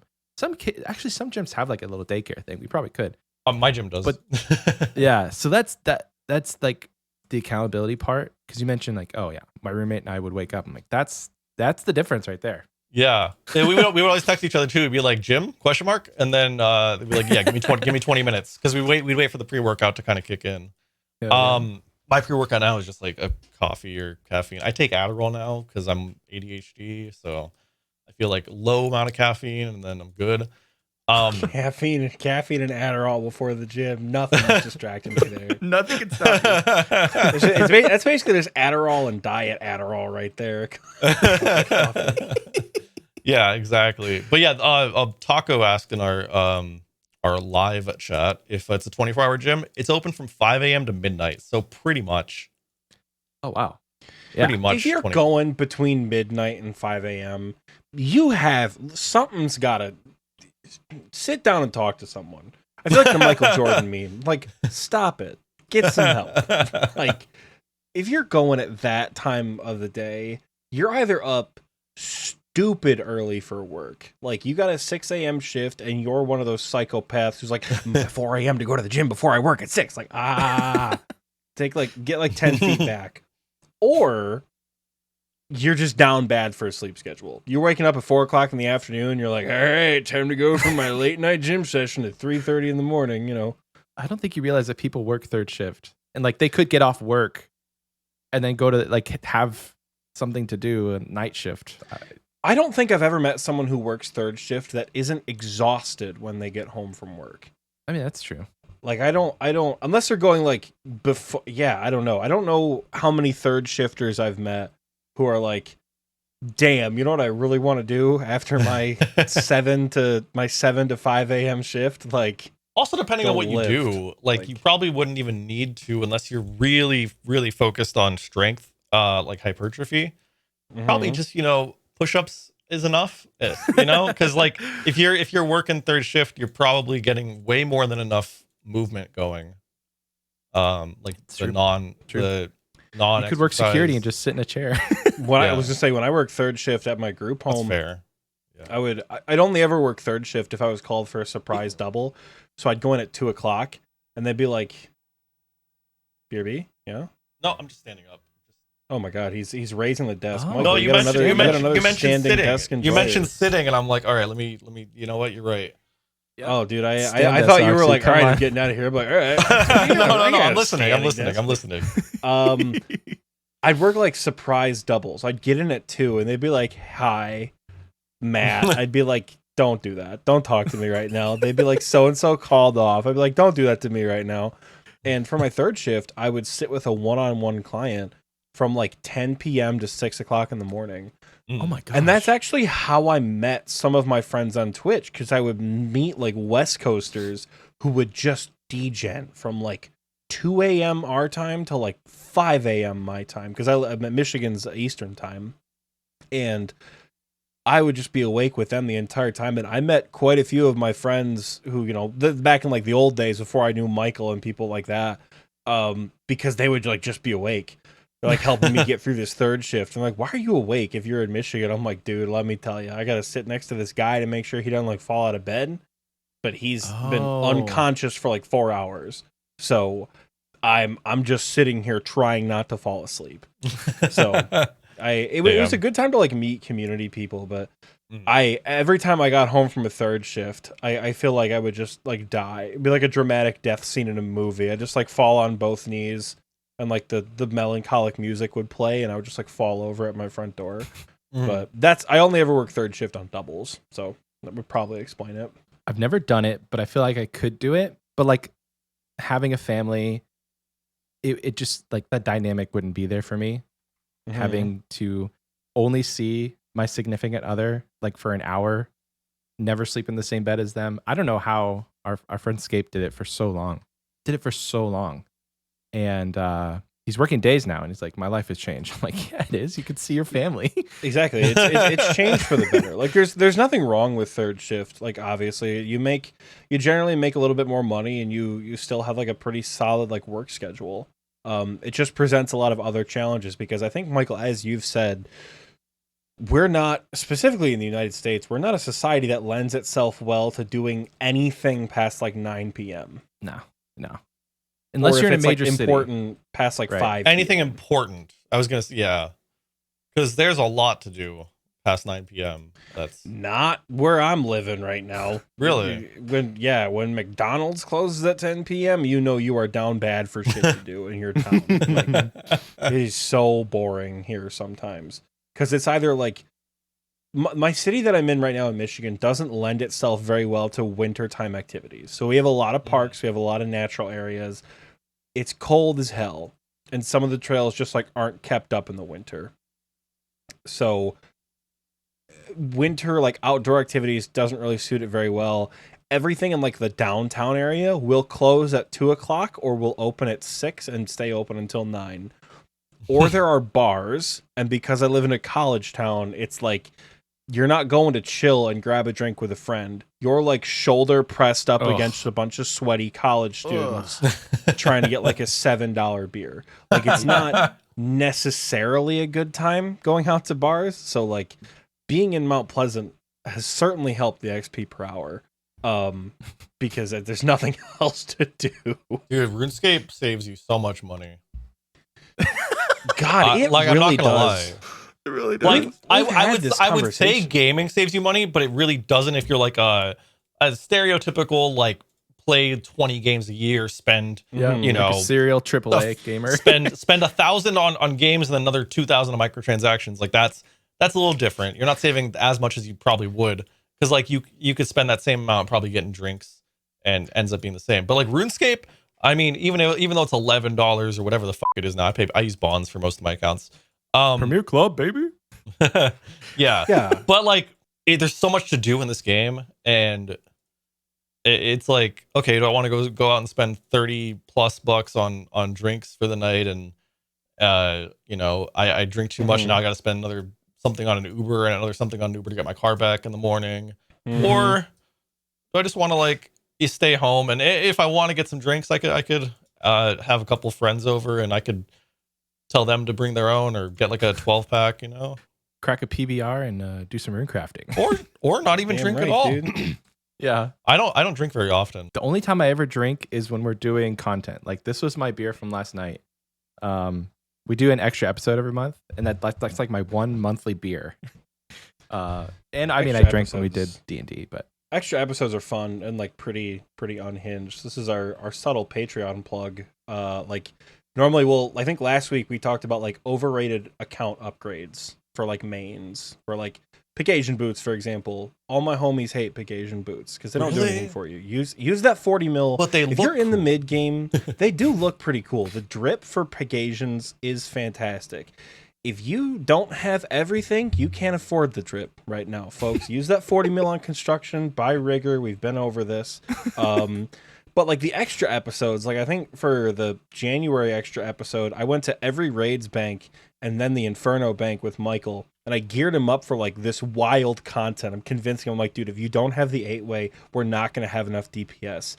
And then we just like played Rune Link for a little while. Like the extra episodes are just dumb and we have drinks and have fun. But RuneScape, relative to like how hobbies go, I have spent probably 10 times what I have spent like in the last year and a half on fencing than I have in RuneScape. Like fencing is a stupid expensive hobby compared to RuneScape, where it's like I spent $160 a couple weeks ago for the main and the Group E to have Premier Club. That's it. Like I'm not going to buy bonds. That's the entire year covered for both my accounts. Like it's wildly cheap. There is a big time cost though. Yeah. I think that's the trade-off. But just turn your lights on for all the video, for all the non-video. I turned it on because it just got a little bit darker in my room, I feel like. So. The aesthetics. You still need to get you some lights, Oxie. Yeah, you gotta get a, just like you have like a kind of, I don't know what they're called, not counter shading, but like a nice ambient light in the background. It's pretty bright right now, so I've got the natural light coming in. I have a question, because we haven't really touched on this, but like you're a gamer, obviously, top 100 in the world for this game on your main account. Am I still like? Are you really? What? You're like 82 or something. I was ranked 9 at one point. Holy shit! I was gonna mention that because the last time I remember seeing your name on the high scores, you were like front page, and I had to go back and check. I'm like, I know that everybody on the front page is, pretty well done with the game, but I didn't know that you were 4.6. But no, you're top 100, rank 81, as Jake says in a recording booth chat. So like, what is that? Because like that takes time, right? Yeah. Are you still putting in that type of dedication to the game as you were when you were rank 9? I think in shorter bursts I am. Just like I said, for the past few months, not really. And then also during that long break, January through August of 2021, no. Yeah. But other than that, yeah, pretty much.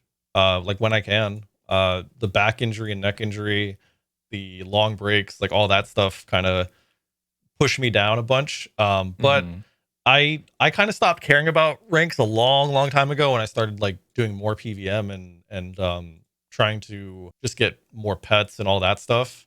Yeah. But back when I had maxed, I mean, I was the 14th person to max in Old School. There wasn't that many people that were like skilling, and the game was a lot smaller. Wow. I had been on the top page the longest out of anybody in the game until I had lost top page, and then Jace now holds that title, and he'll hold that title forever. But he deserves it. I was like on top page for probably like 5+ years, I want to say. Wow. And I was just a big fucking nerd, man. I think my average hours, which includes some time in Nightmare Zone, 6-hour Guthin sleeping. You guys remember those days before the auto retaliate turned off? Yes. It was like 14 hours a day average, I think, over the course of like 5+ years. And then my days have just completely shot down. And so it's a matter of like, I haven't played as much. I think I'm still really dedicated to the game, but I've just had so much going on in my real life. When's the last time you did a 14-hour day? Not that long ago, probably sometime in January. This is probably yesterday for me. No, probably sometime in January. Honest. I'm down to 2 weeks ago, Michael. I bought like 20,000 redwood logs. I have 380 left in my bank, so we've been playing a little bit too much RuneScape on my days off. But Yeah. to me that leads to another question of you've been here damn near the entire time. You know, you were on the first you were on the first Theater of Blood team to get a completion, correct? Yep. I was also part of the testing for it. Oh yeah, so you had an advantage, I see. maybe. They changed a lot, and we didn't know about P3 Verzik when we were testing it. I know we're on a tangent here. You can. I know you had a question. Remember your question? But I want to go on a tangent about this. I would love to hear about this because I love Tob, and I've watched the video from Wooks's perspective. It is fascinating to watch. So I'd love to hear more about it. I still have the footage in a Google Drive of the testing footage when we were at Cool. at Jagex. I've never released it, I don't think. Like the original Justicar before they changed the stats and stuff. Nilos originally we're gonna have 1 HP, and we didn't know about 2 of the bosses. I think we didn't know about Bloat, or Zarpus. I want to say maybe it was Bloat. I think maybe it was Bloat and Sodaseg.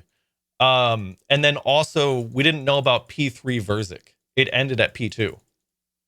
And I feel like that's kind of how they did the Wardens, God, right? They kept Wardens a secret. I don't know. TOA? I don't know about the testing with it, but probably, yeah. The sheer shock and awe.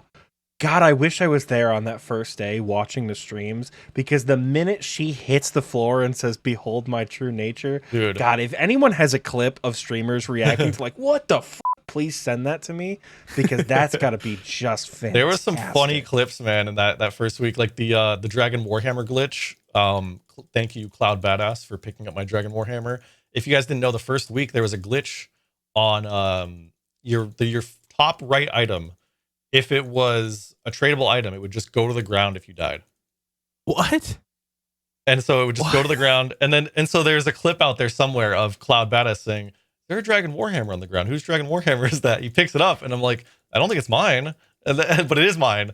And we found out about this glitch. Yeah, there was like some Ultimate Iron Men that lost stuff, and they Jagex, I think, gave it back to them. I don't remember, but man. it was interesting. And then first completion. I also had the first to 100 KC. I went hard as fuck when that came out. Yeah, you're also 7th for the Infernal Cape, correct? Yeah. Which Got that I would just after. I'm less interested to see the reactions and more interested to, like, if I could go back, I'd like to watch the theory crafting for that, because now you stick on an exact guide and you find someone with more than 1 KC to coach you through it. Where you turn the metronome plugin on and you learn to 1 tick, you learn to 2 tick, and you call it good from there. Did people know about that level of alternating other than like Wooks? Was that common knowledge back when Infernal came out? The Infernal came out that you could like off tick and flick bosses, or did that kind of start when that content was released? It was definitely a thing. I'm trying to think of like who else would have known about that stuff. I think it was known, but by very few people. Like CPL Eric, he was one of the first Infernal Capes too. I think all the like top 10, maybe 11 or 12. I know Bellis got the 12th cape, I'm pretty sure. All of them had pretty good knowledge of off-ticking stuff. The basic best example I think is DK's 4-tick cycle. If you know Prime spawns while Supreme spawns while Prime's still alive, you flick them. But I think the only people that really were good at it was people like Letu Lanin, CPL Eric, Reed, who was also Cloud Badass, or Zach, and then also Cloud Badass, like himself, the British guy, who were doing like all the God Wars flicking, like Sarah flicking, Bandos flicking with melee, and tick eating stuff. But there wasn't a whole lot of people. There's maybe like, I want to say probably a good 30 to 50 people that were in Oblivion that were good at that. But Inferno really, really pushed up the skill gap and the height, like the level at which people are PVMing. And now people are doing some insane things. There was a guy the other day. He beat his own record and got a 43 or 42 combat Infernal Cape. That's like disgusting. 2 days ago. What? Yeah. I did see that on Twitter. I think it was 43 combat. That's fucked. Obviously, it's been a thing for a while. For people listening who are like, game ticks have always been a thing, Oxie. I know that, but like, game ticks were a thing in 2002, and nobody knew how to do anything. But with manipulating those ticks to flick stuff and take no damage, that was Yeah, less. That was less like, known, but it was known. I think. it just wasn't very well in practice.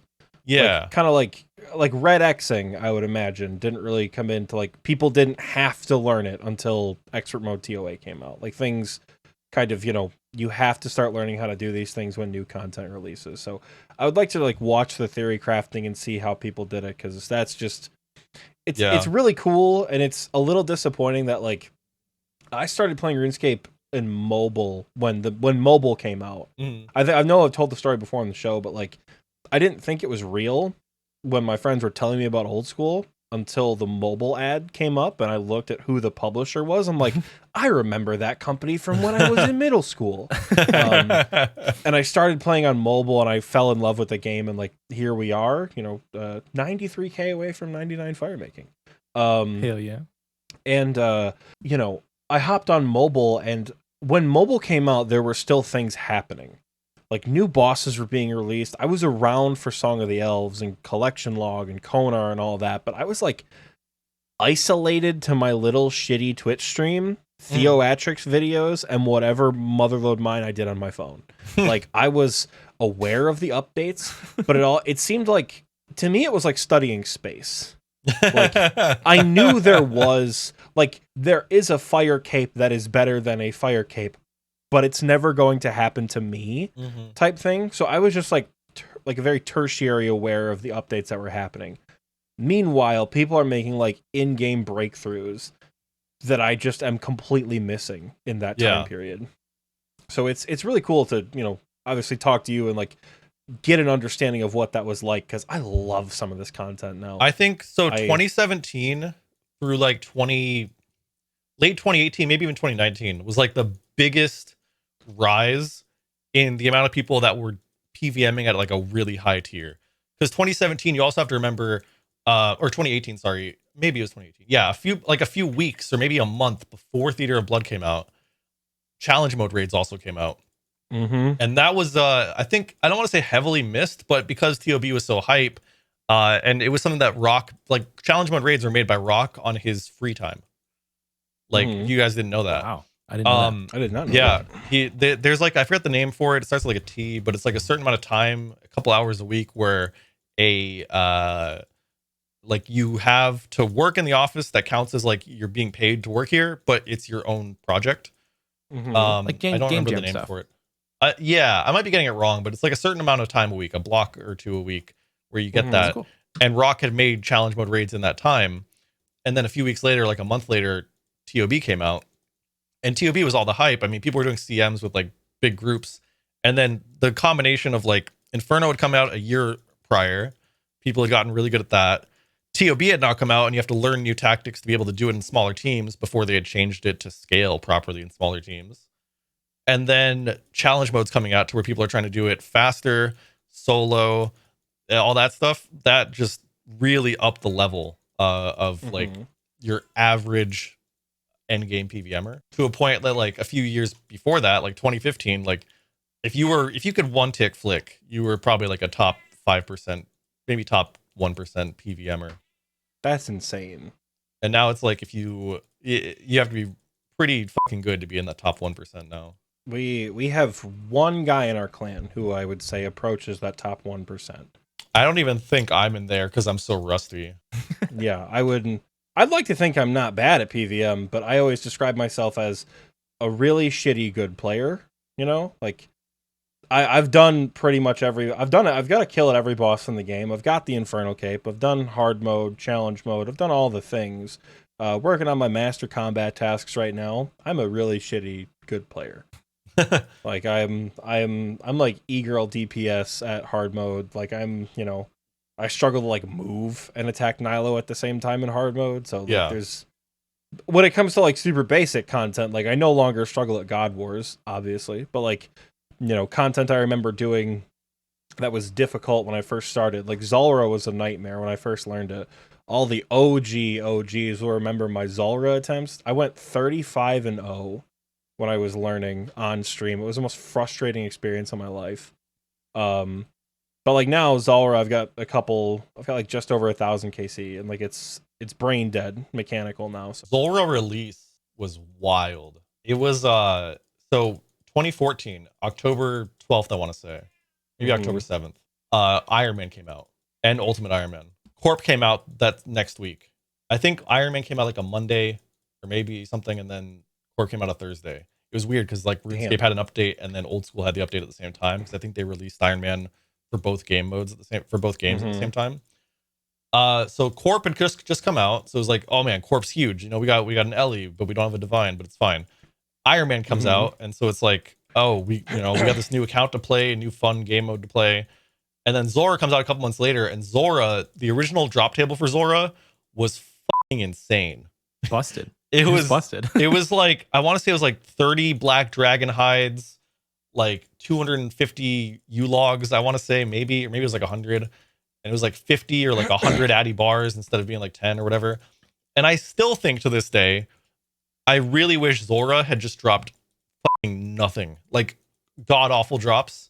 Because I think the blowpipe would be worth like 50 mil plus, maybe 100 mil plus, if that was the only drop that was worth more than like 20k or 10k. I've heard that sentiment a lot, especially with bosses like Zulrah. I'm curious what you think about that as someone who started the game a few years after Zulrah was already in the game.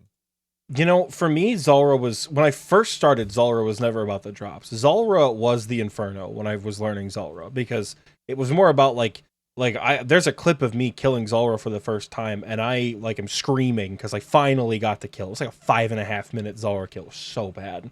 But when I started doing it, the money was okay, but I never really focused on it for the money, because for me it was a skill issue why I was so bad at it. I have heard that sentiment multiple times though, that if Zulrah only dropped Zulrah scales and uniques, the blowpipe would be like 500 mil. Yeah, it'd be like the T-bow before the T-bow. Yeah, even post nerf blowpipe. I mean, I think even today it'd be worth a lot. It'd be worth probably at least 50 mil. My opinion on it kind of goes back and forth, because on one hand, that I call it the God Wars model, where when you go to somewhere like Sarah or Bandos, you're losing money unless you get a drop. Then you're making decent money. Armadill's a great example, where you'll hemorrhage money in chins unless you get an armor piece, and you're coming home with a 35 mil profit. It's a good model in theory, but in practice, you get bosses like Nightmare that become mechanically tedious for no reward.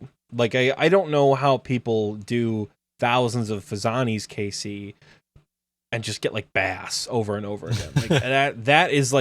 That's where I struggle with the God Wars model. But also, Zulrah's not a 9+ minute fight on average.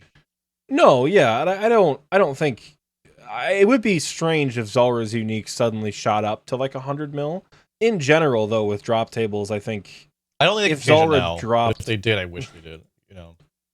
Yeah, I don't think they'd be able to touch it at this point. They can, but people would of course be upset about it. I mean, if it dropped less supplies, I think that might be a little. If it dropped less supplies, it would be worth more, if that makes any sense. Because the Chaos Rune Onyx problem, everything drops Chaos Runes, so Onyx is stupid cheap, which means Zenites are cheaper and cheaper now. I don't know. I'm always back and forth about it, because you have a boss like Nex that drops hot garbage until you get a 400 mil Torva piece. Or you have something like TOA where the money is consistent, it's very doable, it's very accessible, but the entirety of Missouri is worth less than a single piece of Torva.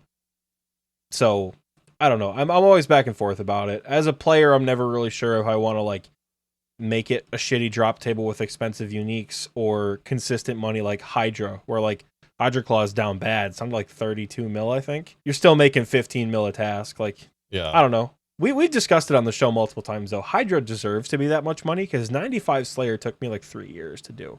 as just like a casual player. The fact that it's on task only makes it a little bit better, but it doesn't need to drop. It could get a 20-25% lower of the like normal drops, you know. Instead of 50 of a herb, it could be 40. I don't know what the numbers are. I don't remember. But I if it didn't have a 95 Slayer requirement, I would agree. But I think Hydra's the only one where I'm like perfect as is, just because of how long it takes to get there. But like when Muspa came out and they nerfed the Muspa table, that was perfectly acceptable, yeah, but also like expected. I got so lucky at Muspa. I have not. I have not been that lucky. I've been struggling to do Muspa. I don't know why. I'm bad at Muspa. Full green log at 132 KC. My man. You get pet, with pet not one uncommon. with pet at 68. Nice. Well, almost that is nice. not uncommon though. With how like I've not seen a boss release and people are green logging it like sub 200. Do they tell us what the Muspa pet rate is? I've not paid attention. It's like 1 in. Hold on, it's on the wiki. It's probably 1 in 2 or 1 in 3K if I were a betting man. 2,500 is what the chat's saying there. Okay. Yeah, that makes sense because the other drops aren't super uncommon. Yeah, the Divinity Shards if you being get 1 in 100. lucky on the pet, you get all of it. Yeah, and you only need one, like a 1 in 100 drop. You only need one to fill out the log slot. So you're absolutely right. If you get lucky on the pet, you're green logging it. It's kind of how I feel with Kraken too, because I green log Kraken super quick. Kraken's got the jar though, and Kraken's one of those like original, like the original what, like 10 pets they added where the drop rate's 1 in 5K across the board. Or do they adjust Kraken to be like the other Slayer bosses? Isn't Kraken 1 in 3K? Kraken's 3K. Kraken was 3K? I thought it was, because I know God Wars and DKs are all 5K, which is just not deserved. Kraken, Thermi, Cerberus. Okay, so they've made all the Slayer bosses and 1 then in 3K. Sire's a weird one. It's like 2560, I think. Or something like that. Yeah, because it's like a 1 in the drop rate of the unsired. Yeah, it's like a 1 in 25.6, and the unsired's 1 in 100. Oh my god, my cat is bugging me. Hi, Nibbles. You want to say something? I think I heard Nibbles talking earlier. Do you want to say something? What do you want to say? You're talking a lot. What do you got to say? What do you got to say? Nibbles, what do you think about TOB? What's your thoughts on Theater of Blood, Nibbles? What's your thoughts on Theater of Blood? Have you completed an entry mode, Nibbles? We need to Nibbles. What do you think of Bob, the cat? Nibbles. Oh, there she goes. What do you got to say? What was that, Nibbles? What? You're about to say something. Oh, little baby. This is what it's like when I'm trying to like get my son to talk, because he talks all the time. But like I'm on a Discord call with people. I hold my son. I'm like, Oliver, say hello, and he's like, Oliver's first move is to take his hand and go like this and just grab the mic as hard as he can. It's great to watch because Michael's like, please don't do that. It's like hands in his mouth, and then he's going right for the pop filter. He just rubs her like go. She rubs her gums on it, I think, to get like her scent on it. Yeah, B doesn't like being held, but I will occasionally pick her up and just like show her to the camera. Not on the podcast, because again, she's not even in the room with me right now. She's probably faffing about somewhere else. But B's opinions on Theater of Blood are that it takes away too much of my time. And she has, on multiple occasions, turned my computer off in the middle of raids. Yeah. So, wow. Yeah, my PC is on top of a shelf, and my cat never goes up there. So, well, my PC's like over here now on my desk, but Mima says Alk the cat. I've considered it, dude. I used to have it like on the ground so I could look out my window and like enjoy the outside, and B would sit on top of it because it was warm. And I'll never forget. I was live on Twitch. We were at Nilo Room, and she just sort of went boop and like put her hand on the power button.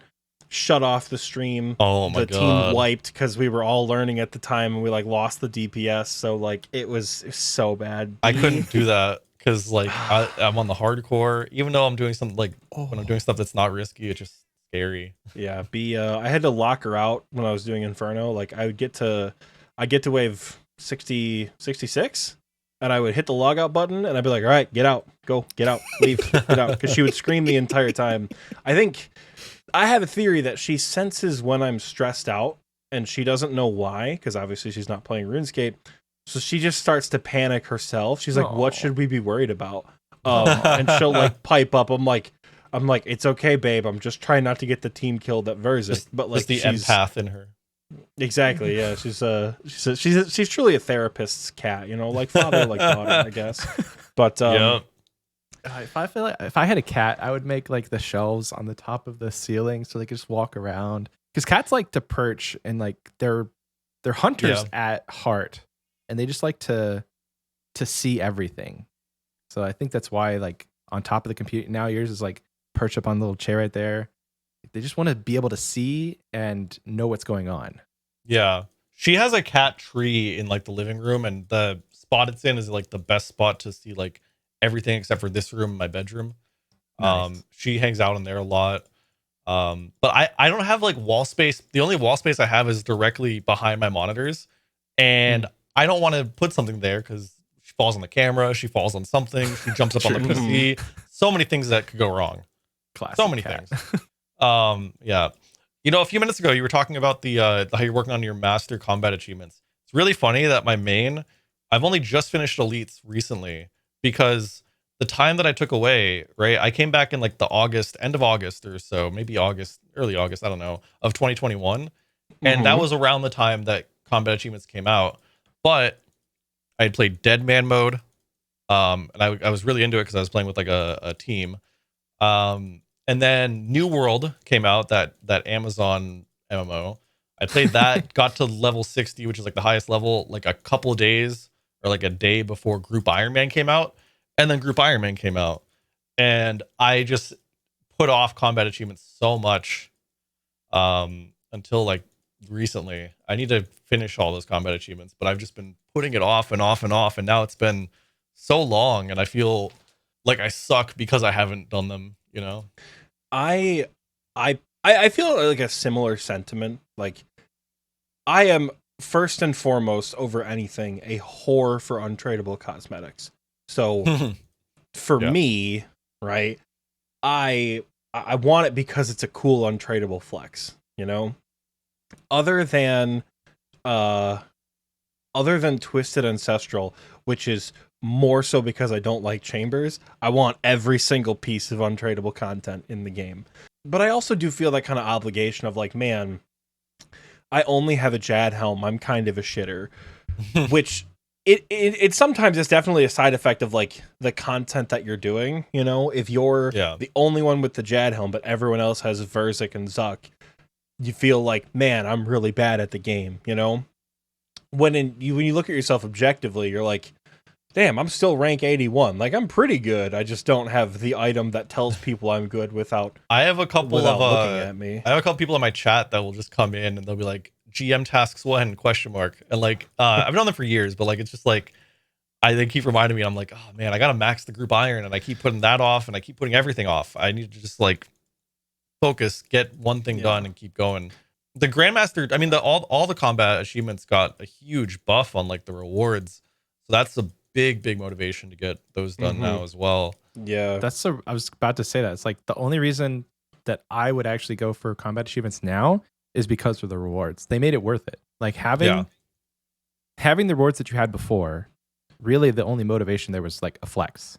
Yeah. Some of them were nice, but now even the easy and the medium have a point if your account is at that stage. Elite at the minimum is like, if you're a late game player, elite is like the minimum. Those 60 cannonballs and I don't remember what else there is. Less it's 30 God Wars KC. Yeah, the superior chance, lower the bracelet chance. Oh yeah, the superior chance, and you get hella boss KC. Like I just had a 55 Scorpio task. So the elite tier definitely I think has the best rewards, but the thralls are nice on the master tier, but it's about the Avernic and the Slayer helm when you get to GM. Like people are gonna know that like, all right, you can hold your own in content. For me currently, I am fortunate enough to be good friends with a lot of like mega gamers. Like I said, there's one guy in our clan who I think falls within that like 1% category. He's like an Oblivion tier gamer, but there's a lot of other folks who like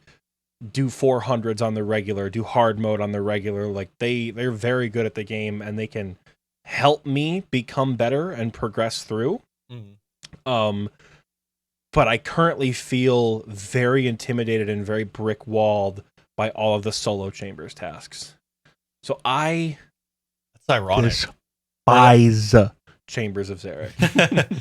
I had very like rough experiences learning it. Like I always tell people, imagine like you as the gamer that you are, unironically criticizing a learner for holding an Avernic while like running head because they don't have an inventory slot. It was shit like that when I was learning with people that I'm like, I don't want to do this content anymore.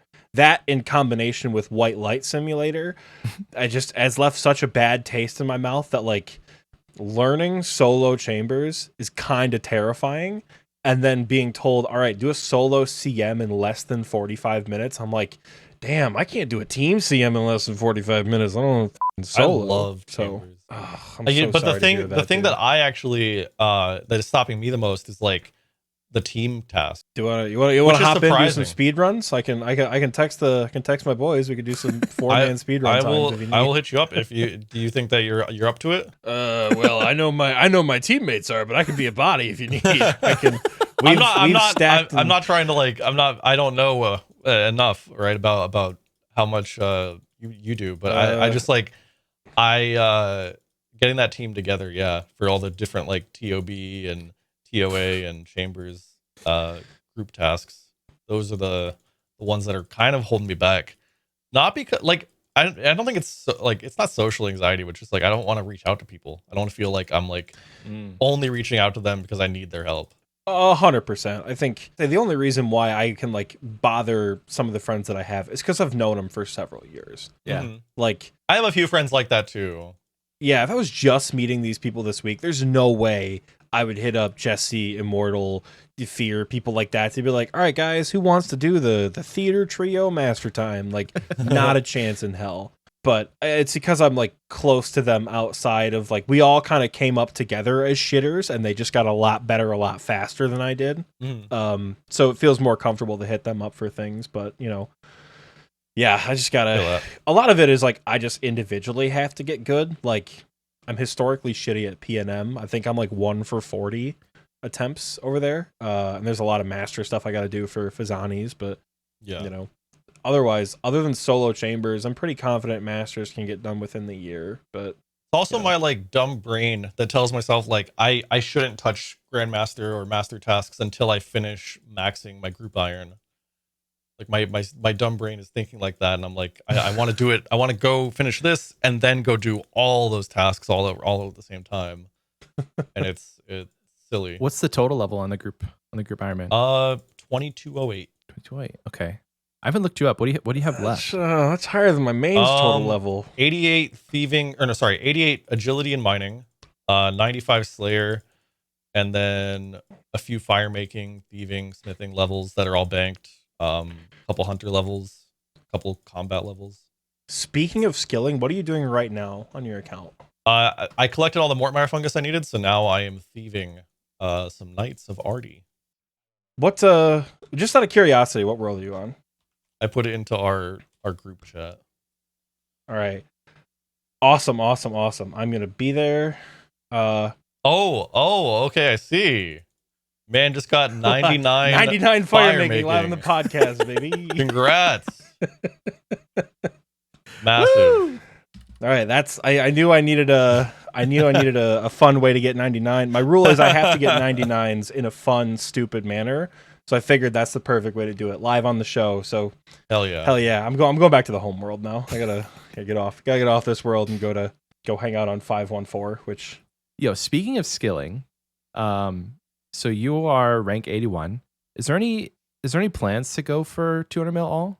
Like, say everything is done and that's like the last thing on your Not plate. really. And not for any particular reason other than like I'd rather make content. Mm-hmm. And I don't think that going for 200 mils is content other than like a couple of them like Slayer, maybe thieving. I think maybe once you hit it, games. it's content. But like it's a tweet worth of content. It's it's like an off stream thing. If I run out of off stream, this is when I'll go for 200 mils again. if I run out of off-stream AFK collection log stuff. Which I don't know if I will, because there's always clues to do. And I can always stack up clue caskets. Yeah. I feel like rank 81, like top 100 is respectable. There's a few 200 mils I will get, but I don't know. There's a few more I will definitely get. I just don't know about 200 mil all. Sure. I bet I'll end up having just like RC mining, thieving agility, or not thieving, hunter agility left eventually. Yeah. Because those are incredibly slow. But then there's the question of a new skill. Have you publicly like given your thoughts about a new skill? That is a great transition. Rank 81. You've been playing the game for a long time. New skill, good? Question mark. I've been. I was working on a video and I never put it out, unfortunately. But I have like mixed opinions about it. I'm cool with it. I'm cool with the new skill coming out. I don't mind that. I think it just has to fit the game properly. Like, where does it fit in the game outside of the skill itself? Because there's a few skills that don't fit in the game outside of the skill itself. There's like fire making, thieving. I mean, a couple of uses, like a very, very, very small uses. Literally just burning money. We could literally delete fire making and no one would notice. Yeah, there's a couple of skills like that. Winter Todd W. And it's like there's a lot of skills you don't think about that do add a lot to the game. Like agility, with not just having shortcuts, which is huge. That's a big part of the open world. But also on top of that, like your run drain, the outfits, all that stuff stacks up and is useful in other places.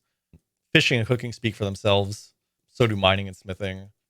Woodcutting, it ties into 3 other skills. It ties into construction, fletching, and fire making. You know, like every skill has like a reason that it's in the game outside of the skill itself. Except for like fire making, like I said, maybe even thieving, maybe. So delete thieving. Awesome. So a new skill, I'm cool with it. I really, really liked sailing originally, but now almost everything that was gonna come with sailing has come in a different way, except for gem dragons. The blowpipe was gonna come from sailing. Fossil Island was gonna come from sailing. Wow. Zenites were gonna come from sailing.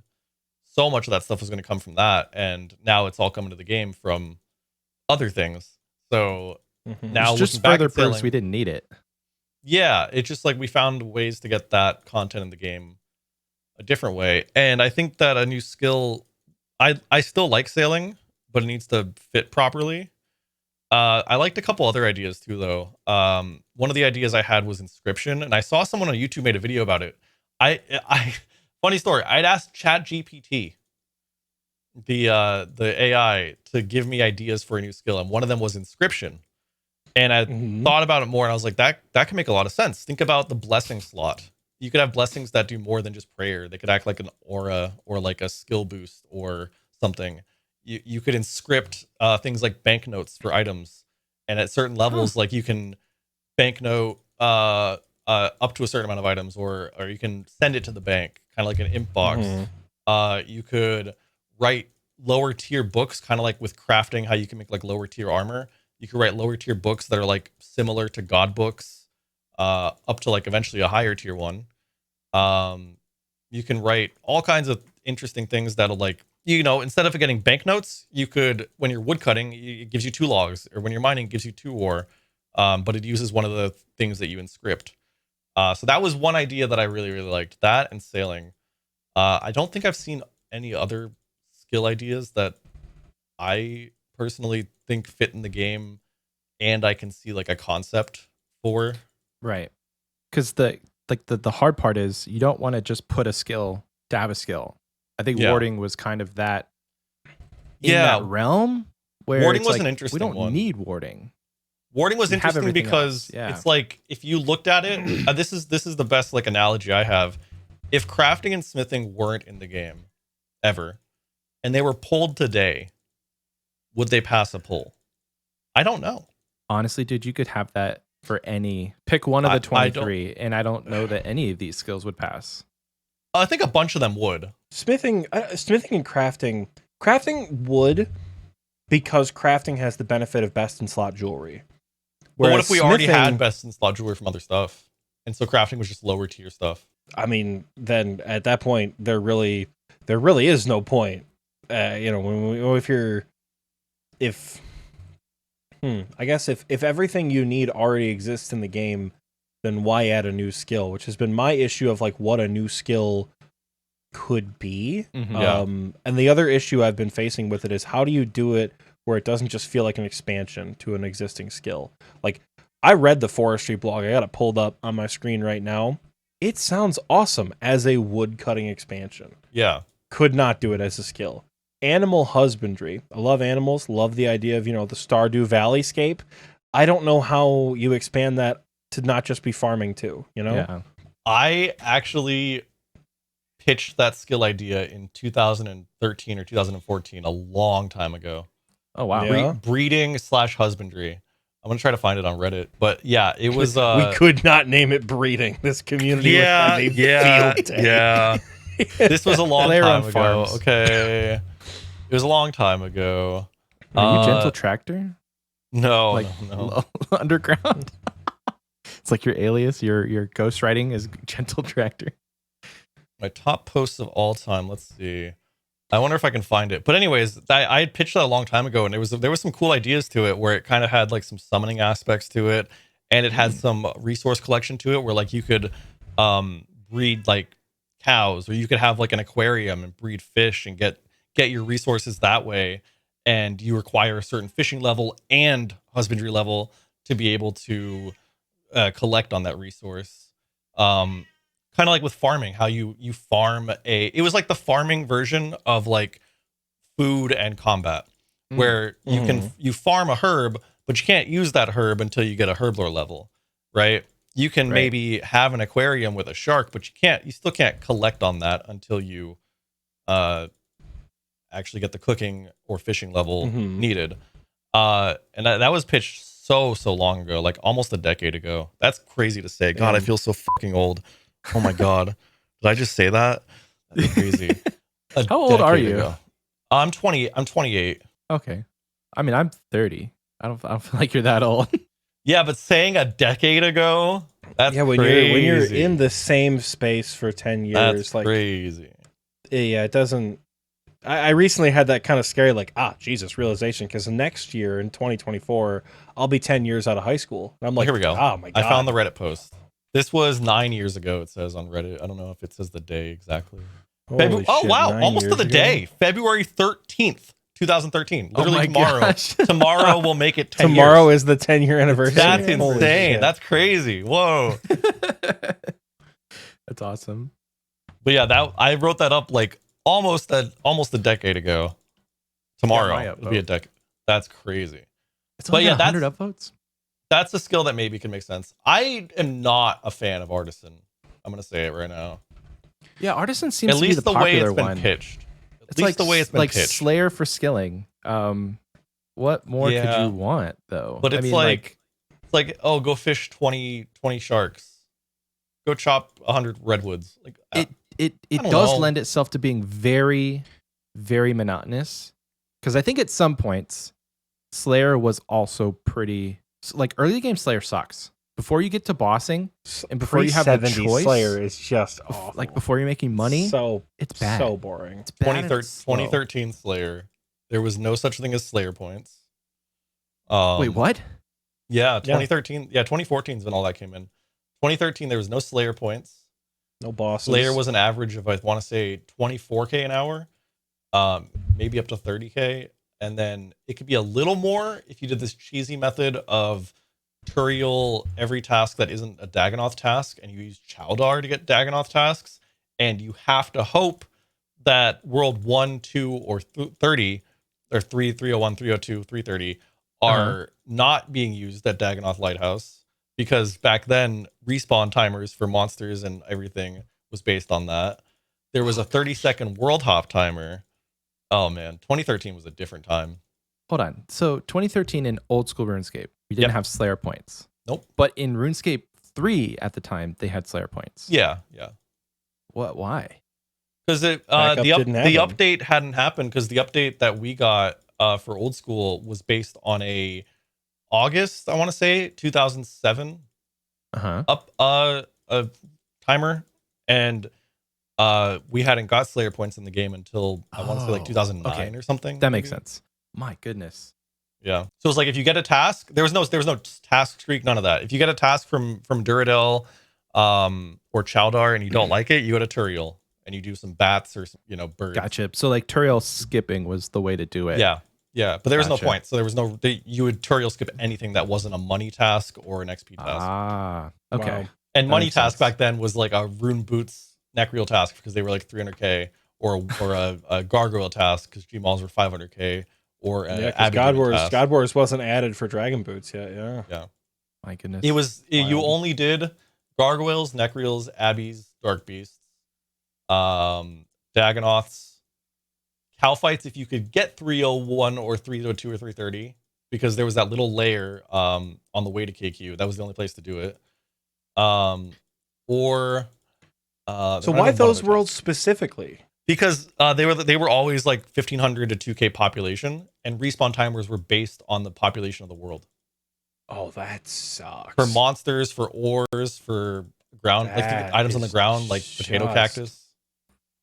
That's Yeah. horrible. I recently watched a Mudkip video and he explained that, and it's still in the game. Like he did a It's in the test where game he for was- some items. Yeah. Yeah, so like he was collecting blue dragon scales, and he Yep. was in a 2200 total world and a really populated world, and it was like a 7 to 11 second difference of it responding way quicker in a more It populated used to be world. like that for every monster in the game. So they would just that not sounds show like up hell. if nobody was in the world. That's Yep. insane. It would turn a 10-minute task into like a 45-minute task because things wouldn't Ooh. respawn. So there was probably a lot of toxicity Maybe not that long, going on with but like yeah. crashing and like Hop Kid.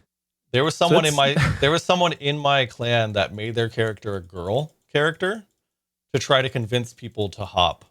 Oh my gosh. Be like they walk in with like Pro the hi strats smiley right face. there. Oh my Can I use this world smiley face? I'm not able to hop world smiley face. And then so bad. Yeah, Absolute yeah. pro strat. Oh, and bad.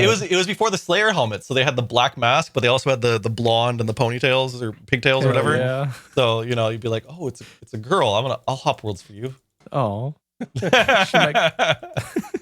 Try and add her later. Be like, hey. Really, it's like a 20-year-old Swedish dude, and it was. Oh my gosh. That's another question I have for you. Based on like 2013 Old School, did you played like RuneScape 2, correct? Back in Yeah. the day, like everybody in middle school. Was there ever a point where you stopped because of updates? Yeah, I stopped RuneScape? playing. Well, it was a mixture of because of updates and also a mixture of I just got way more into console gaming, like COD. Mhm. And I was also really focused on music at the time. But I'd stopped playing around like end of 2009, I want to say. A little bit before EOC actually came out. So Gotcha. I was still playing pre-EOC. I stopped playing pre-EOC. I didn't quit because of EOC, but I had quit because of other stuff. MW. You have to think would- like free trade, out. the wilderness is gone. All of that stuff just like sucked the fun out of the game. Yeah. And I was also a way more casual player. So I also kind of quit because friends of mine had quit and more of my friends were playing Xbox. So then 2013 hits. Did you start day one of Old I School? started day 2 because I couldn't get it to work on my Mac until day 2. Bro, I feel that on a spiritual level. Mhm. But I Up started day 2. until up until 2020, I've exclusively played RuneScape on a Mac. I have never owned a PC until 2020. And so I didn't that's own partially one- why like I just didn't play because the client wasn't that great. I had a single 2-button mouse and like F keys weren't a thing on my Mac. So like Yeah. real intense gaming was not a thing. For me, it was I actually had started streaming a few months after I'd got a PC. I had a Mac until like the end of 2015. Okay. Wow. Yeah, so you So- start day 2. I started RuneScape day 2. Day 2. And was it like balls to the wall or were you just like having fun at that point? I 'Cause played I know a you shit hit ton. top page. Okay. Yeah, I played a shit ton, but I'd also had some friends. Some of my COD friends were also playing Old School when it had first come out. And then I had been playing so much that I eventually joined a clan. I joined Slay Stars, which at that time, dude, Gross Score was the leader of the clan. Fuck that. Fuck all that. But Yeah. that's neither here nor there.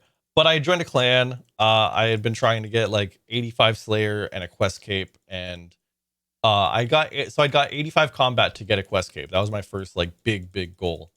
Because it was the lowest combat you could have a quest cape at because of Dream Mentor, I think. And then I'd gone for 85 Slayer, but it wasn't balls to the wall day one. I think there was a few things I did. Like I had done the like stealing silk, and then someone else would buy it from you at Artie. I had done decent amount of PKing with friends. And then I just got really into just training all of my skills up. Yeah. And it's hard to remember all of that stuff, but it was just a lot of RuneScape, but it wasn't balls to the wall in terms of like being an efficient gamer. It was just playing a lot. Which, remember that question I had earlier that we totally just got on like way too many tangents? Yes. Yeah.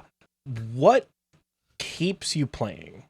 It has been nearly a decade at this point of you not quite balls to the wall, but like you've been there for everything. The good, the bad, you know, the everything. You're slow. You've made it to the top page. Yeah, the slow, exactly.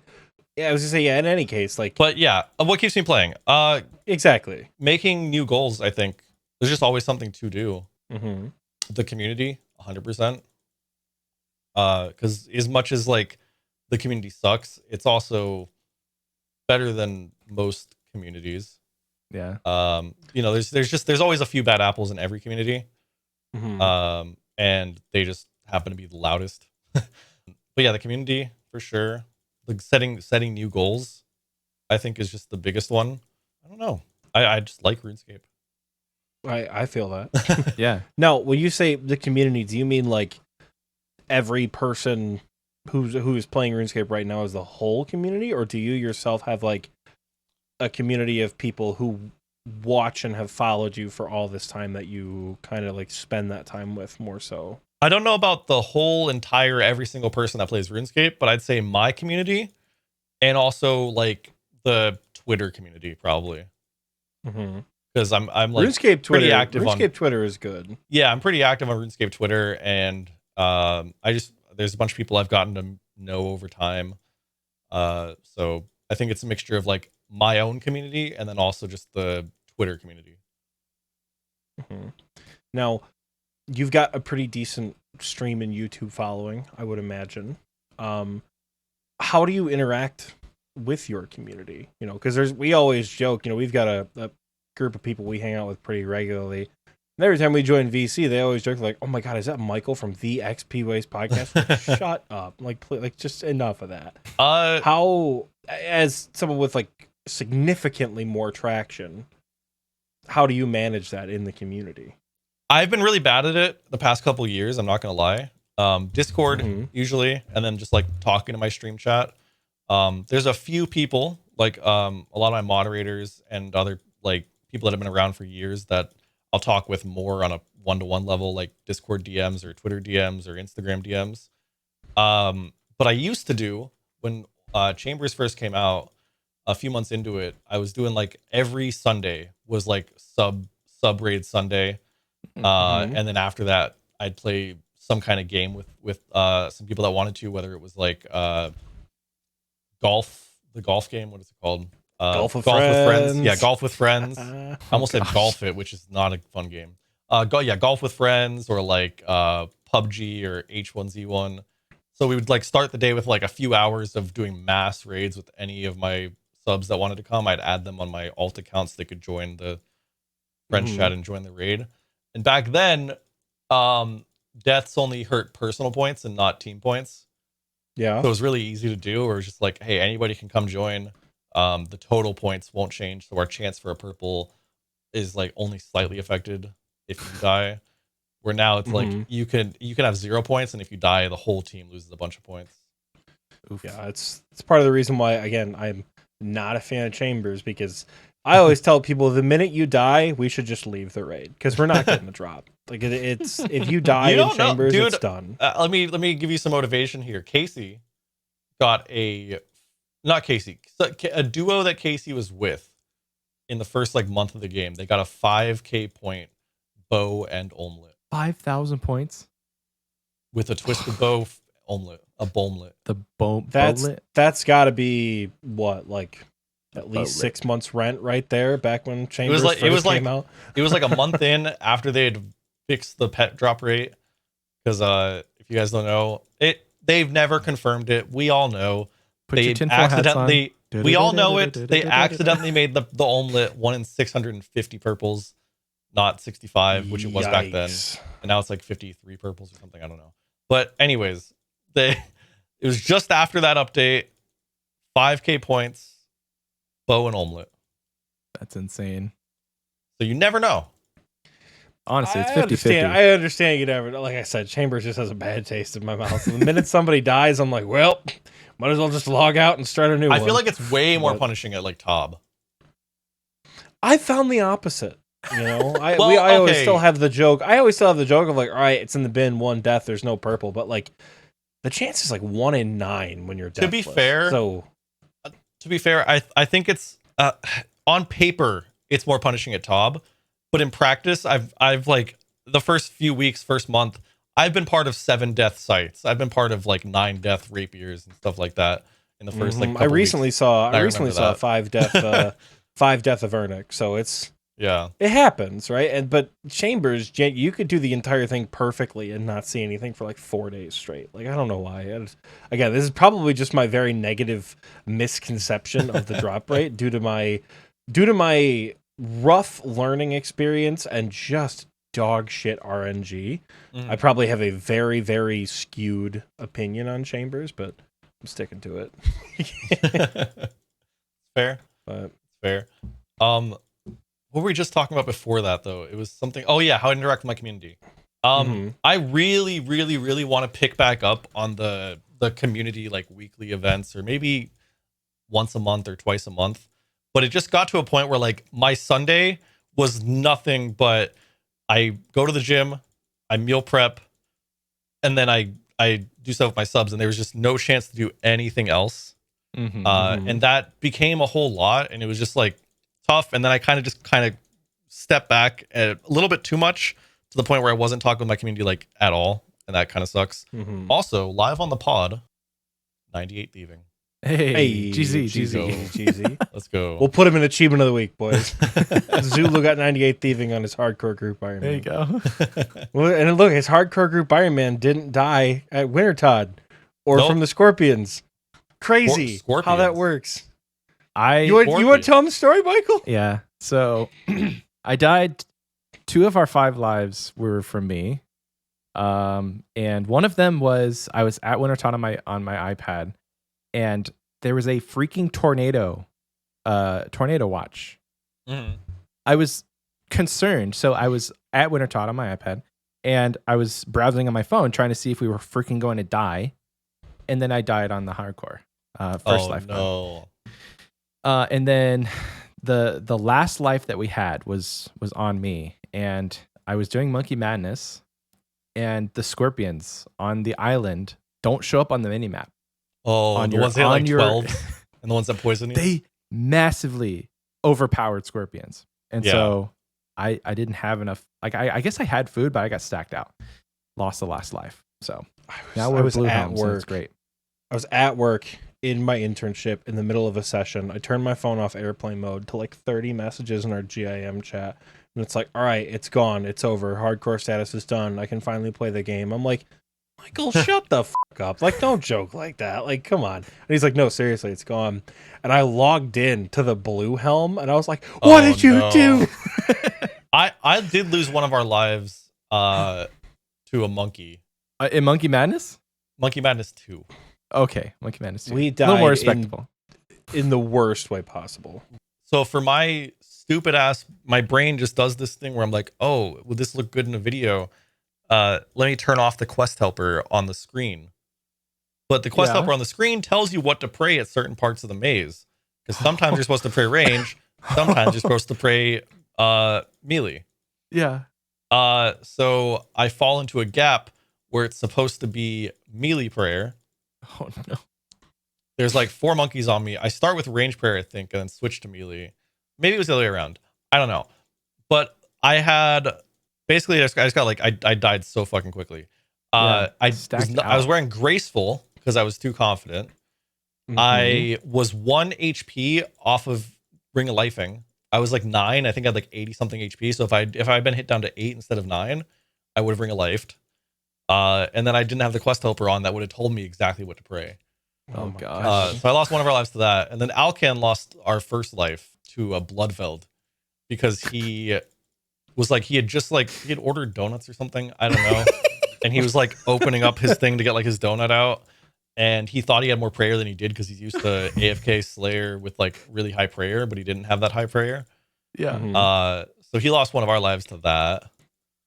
But then That we've is only so lost 2 funny. lives. And those 2 lives were in the first like 2 months of Group Iron coming out. The first like 6 We weeks. lost hardcore status within the first probably 3 weeks because on the first day, one of our teammates Died at got Waterfall. one banged back to back by the fire giants in Waterfall. Oh, God. Like she went in to complete Waterfall and then just died, and she's like, "All right, back on the horse. I'll do it again." Died again immediately. We're like, "Oh right, how about you get a little bit more hit points?" Did and then we you do that one more time?" restart?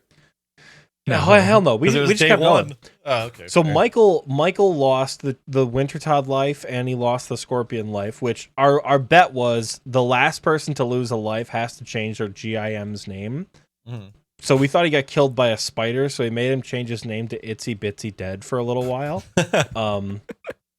But our most iconic death, I think, belongs to TMD. He was doing Nature Spirit being attacked by the ghasts and by the snails. He jumped over the bridge to get to the Nature Spirit's house, failed the agility check, and died from the damage he took falling off the bridge. Damn. And lost a life at the bridge. It was brutal.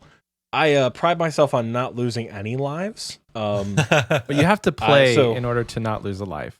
Dude, I was playing. I got a screenshot of me in my full hardcore gear with Elvarg's head. All right, I was playing, but I was also like definitely not avoiding the Inferno while I was trying to do it. But like, you know, I've been more committed to my main account always. So I've never That's fair. had an affinity, but I thought once I maxed, I would totally just like main my group Iron Man, and it's not happened. I think I've been at Ammonite Crabs for like the last 4 months because I'll just log in and AFK there and then log out and not log in again for a while. But I've just like the goals on my main. Dude, it's the hardest thing for me to like get back to being really active in my main because I was so dormant on it for like almost 2 years, you know? I had only just started doing a little bit of collection log and a little bit of like TOA, like maybe a month before TOA came out. I had started playing my main on the side again. So it was like a year and a half of like not really playing my main. Yeah. And it's been like tough to get back to it even on the side. Like right now I'm not AFK my main, I'm just thieving because we're on the podcast. But it's just hard to like balance multiple accounts. It really is. And like, Even there's if not you're an easy AFK way to on do one. it. There's not a way to do it on mobile, or else I would probably have 2 accounts up on my iPad split screen. Mhm. But on the computer, it's just like when I'm logging in, I don't think to open up that second client very often. Mhm. And it's so hard to find a world that's like empty with Ammonite Crabs that I don't really want to do anything else right now. We don't have any group. Our group goal has always been, let's get to TOA and at least like or Chambers. TOA or Chambers. We want to do a group raid. That's the goal right now. But 2 out of the 5 members have not been active for at least over a year. So there's really just 3 of us. And One of them recently got back on. That's it. another that's big true. thing. That's true. That's another big thing with group is like for me as well, like Alcan hasn't logged in over 6 months, I want to say. And then Alfie maxed so quickly and didn't really want to do a whole lot because none of us were playing nearly as much as him. Yeah. And it, fair to him. I don't blame Alfie at all for that. And then me and Devious have both been like so inconsistent. We're like, we'll have these bursts of going hard and then not really. Devious is really close to max now, and I'm super motivated to max. But if Alcan doesn't log back in, like it sucks because we're able to feed him like anything that he needs. Like Right. I have 99 herb banked, and I'll probably end up having an extra 4 million, 5 million herb lore just in seeds to give him or to farm Jesus. for him. But him not playing is such a demotivating thing.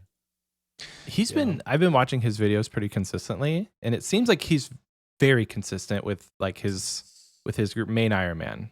super consistent with that. I think it's just the fact that he has his ultimate, his main hardcore, and his like collection log iron. Yeah. He likes 3 accounts, but 4 is too much, and he'd rather AFK the ultimate than the group account. Mhm. There is a sentiment amongst the Iron Man community that group Iron Man isn't real Iron Man. So I don't know if that's how he feels, but it could be a part of it. Like a max ultimate Iron Man is way more of a flex than a max groupie. In the sense It's the fact that we didn't do enough PVM, I think, that also demotivated Alkin. Because we were doing a little bit. PVM. We were doing a little bit of it. He likes having a good mix, but we weren't doing enough PVM. Like we had done a little bit of DKs, a little bit of God Wars, a little bit of raids, but other than that, not a whole lot. There is one thing that I think really is demotivating is the fact that like so many things that are not like a dangerous activity for a normal hardcore is dangerous for group Iron Man, which is that's so kind of that's the appeal though. backwards. It's the appeal though. It makes it fun. Yeah, but like having Barbarian Assault be dangerous, I don't understand the mindset behind that. That's a weird one, but I do like the chambers and the all the raids being dangerous. Yeah. I really wanted us to have lives when we were going for our fire capes, because Jad is not a hard boss once you've done it more than once. So we always shout people out who get their first fire capes because like the first is always the hardest, right? But when you've been playing for several years, Jad's not a hard boss, but when it's you get your fire cape or you lose your hardcore status, when that's on the line, like that's pretty fun to watch. I'm pretty sure Devious doesn't even have his fire cape yet. I don't remember, but I'm pretty sure he didn't get one. Oh no. Max, he's not even a max fire caper. He's he's super close to maxing, but he won't get a fire cape because he doesn't trust his internet or himself. He's just a max caper at that point because there's not even like, if you don't have a fire cape, there's no way you have the Artie Elite done. So you can't even be a max Artie caper. No, I don't think he does. Actually, he might. Does he have the myth cape? He might have got the Artie Elite. No, only me and Alfie have done DS2. Oh, so he doesn't even have the no max transmogs. No, like he's just a max caper. He's a max accumulator, I guess, is his best in Max cape. Yeah. Maxed obby caper. Get out of here, Jake. But yeah, not a big iron guy myself, if I'm being entirely honest here.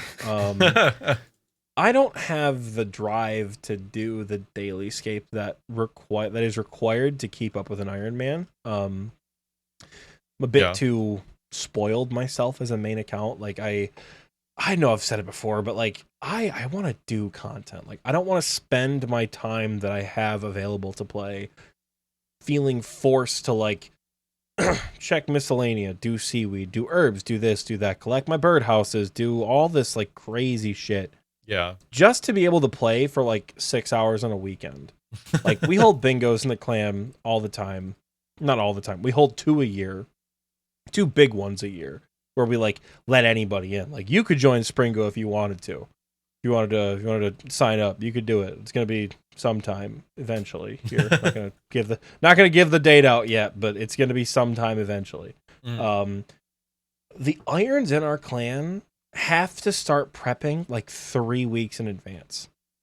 And like that, just like if you want to consistently play that much, you have to like really have to be focused on that delayed gratification of like, I really cannot enjoy what I like doing because I have to prepare to enjoy it later. And like that just has never appealed to me as an iron player.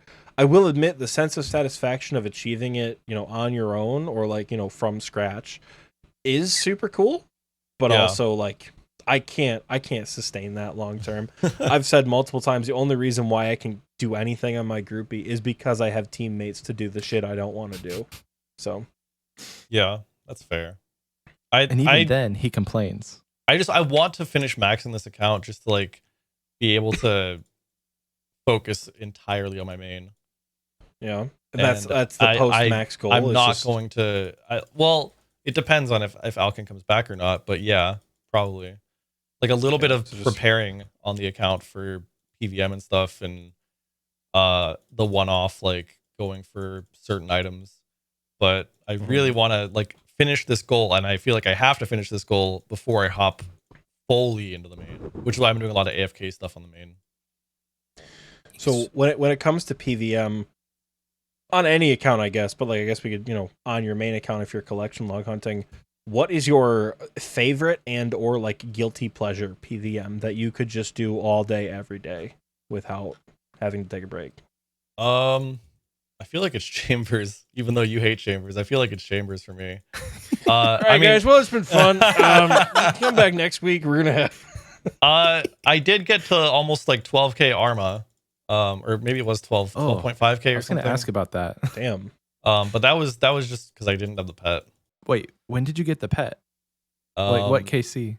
I want to say it was like a few kills before my current KC. Yeah, 12.581. I want to say. I think it was 12.581. God damn. Yeah. At that point, you got to ask yourself: is my account glitched? 12.5 thousand kills. It's only 2.5 times the rate when you look at it like that. But only. I think the guilty pleasure will probably be some of the Slayer bosses to get back to. Maybe not the Slayer bosses, but the ones you do with Slayer, like KQ, DK, Serb. Although DK is, I think, only missing one thing. The log came out so much later than all these bosses I'd already done that like some of them are empty. Like I have like 7k Cerberus, and the only thing I have on the log right now is the pet, and then I actually have a Hellhound task. I got the Keymaster teleports, but that's all I have. Even though I've had everything else multiple times. I think I've had like 3 or 4 jars. But I'm 7k KC with just the pet on the log. So doing some of those things will be kind of fun, I think, because I did like doing those bosses, but I had no reason to. Okay. When I got the pet. I said it last week, but I truly believe it's a crime against humanity that the collection log came out as late as it did. Because like I probably have like 400 Barrows KC and I have almost nothing on the log. And I have a lot of Chambers KC, but almost nothing on the log. And it's really demotivating to look at a completely empty log. So I feel that's kind of where I feel. I remember 6 weeks ago when we first started this episode, I was talking about how like I was around for it, but just sort of like missed all of these releases. Collection Log was one that I missed and didn't even know about. But when Collection Log came out, I was like burying big bones I got from killing frogs in the swamp south of Lumbridge to like train my prayer to like 13. So I wasn't getting anything that I missed. So for me in my account, Collection Log has always been there, quote unquote. I think it came out like a month after mobile, maybe. It's sometime in 2018. I didn't do anything that like warranted a Collection Log slot that I couldn't go back and like already do. Like I didn't get any raids uniques. I couldn't even spell. We always make the joke. I couldn't even spell TOB back then, let alone do it. So like my Collection Log isn't suffering for that regard. So I'm kind of happy I was late to the game, I guess, with Old School, because that would be mega demotivating to have to go back and like get a second Zulrah pet or get a second mutagen. Well, fortunately, I've never had a mutagen because most of my Zulrah KC was before the mutagen even existed. It wasn't out on the release of Zulrah. It came out like a few weeks later or like a month later. Maybe like 500 to 1k of my Zulrah KC was after the mutagen came out. So that one's not that bad. But there's definitely a bunch that I would have more filled in for, like the jars. I had a bunch of the jars. Although Corp jar didn't exist. Although Corp sucks because I have 7k KC there as well, and only pet on the log. Oh my gosh! So it took me until I think about 6k to get my first LE, and I've also never had an Arcanic Corp at 7k KC. Isn't that crazy? Maybe if we get Corp Tuesdays going, you could join and come hang out in TNL. Come hang out and do some Corporeal Beast with the boys. Yeah, I have no idea when I'm going for things like that, but there's just so many little things that 50 hours here, 100 hours there, that if you add it up, it's thousands of hours that I'm gonna have to go repeat. But most of them, I'm okay with and kind of looking forward to revisiting stuff I haven't done in a while.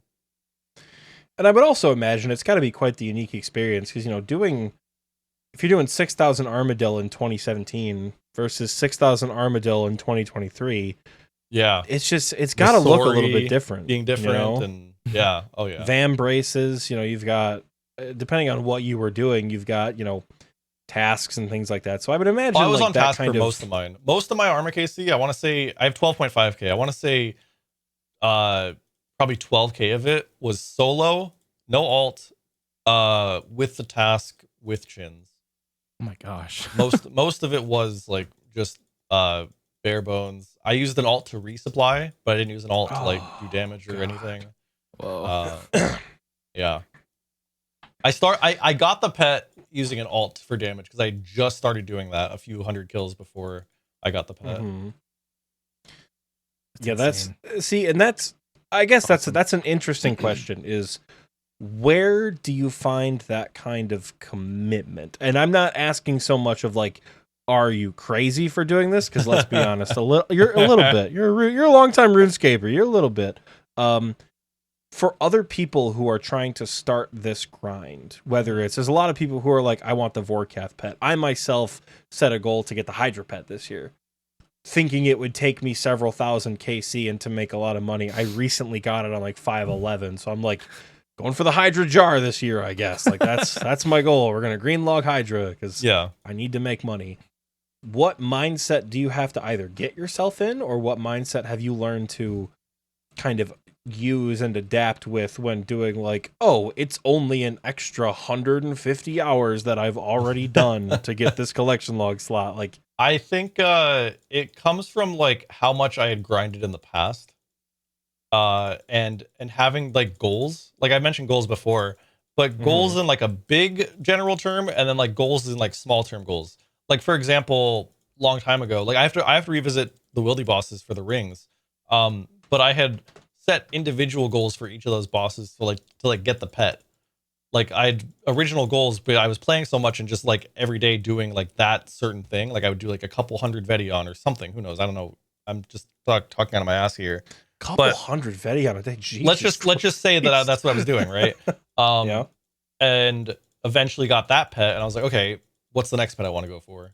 And then mixing the content you do, like having something that you can AFK, and then having something you can actively do, like not just always doing one thing only. There's different types of people. There's people that can do one thing only and all the way. And I'm like that for some things. But there's most people I think have like their big goal, but if they don't have something on the side to do as well, they kind of falls off. So having like I had gone for all pets, right? Eventually, and I never actually had all pets. I was really close a few times, and I will get all pets probably this year. How many do you have out of, what is it like now? 53, I think. It's 52, I want to say, but it might be 53. I have 43 right now. Okay. But yeah, setting like individual pet goals, and then eventually I had like 14, 15 pets or whatever. I'm like, okay, I want to go for all the pets.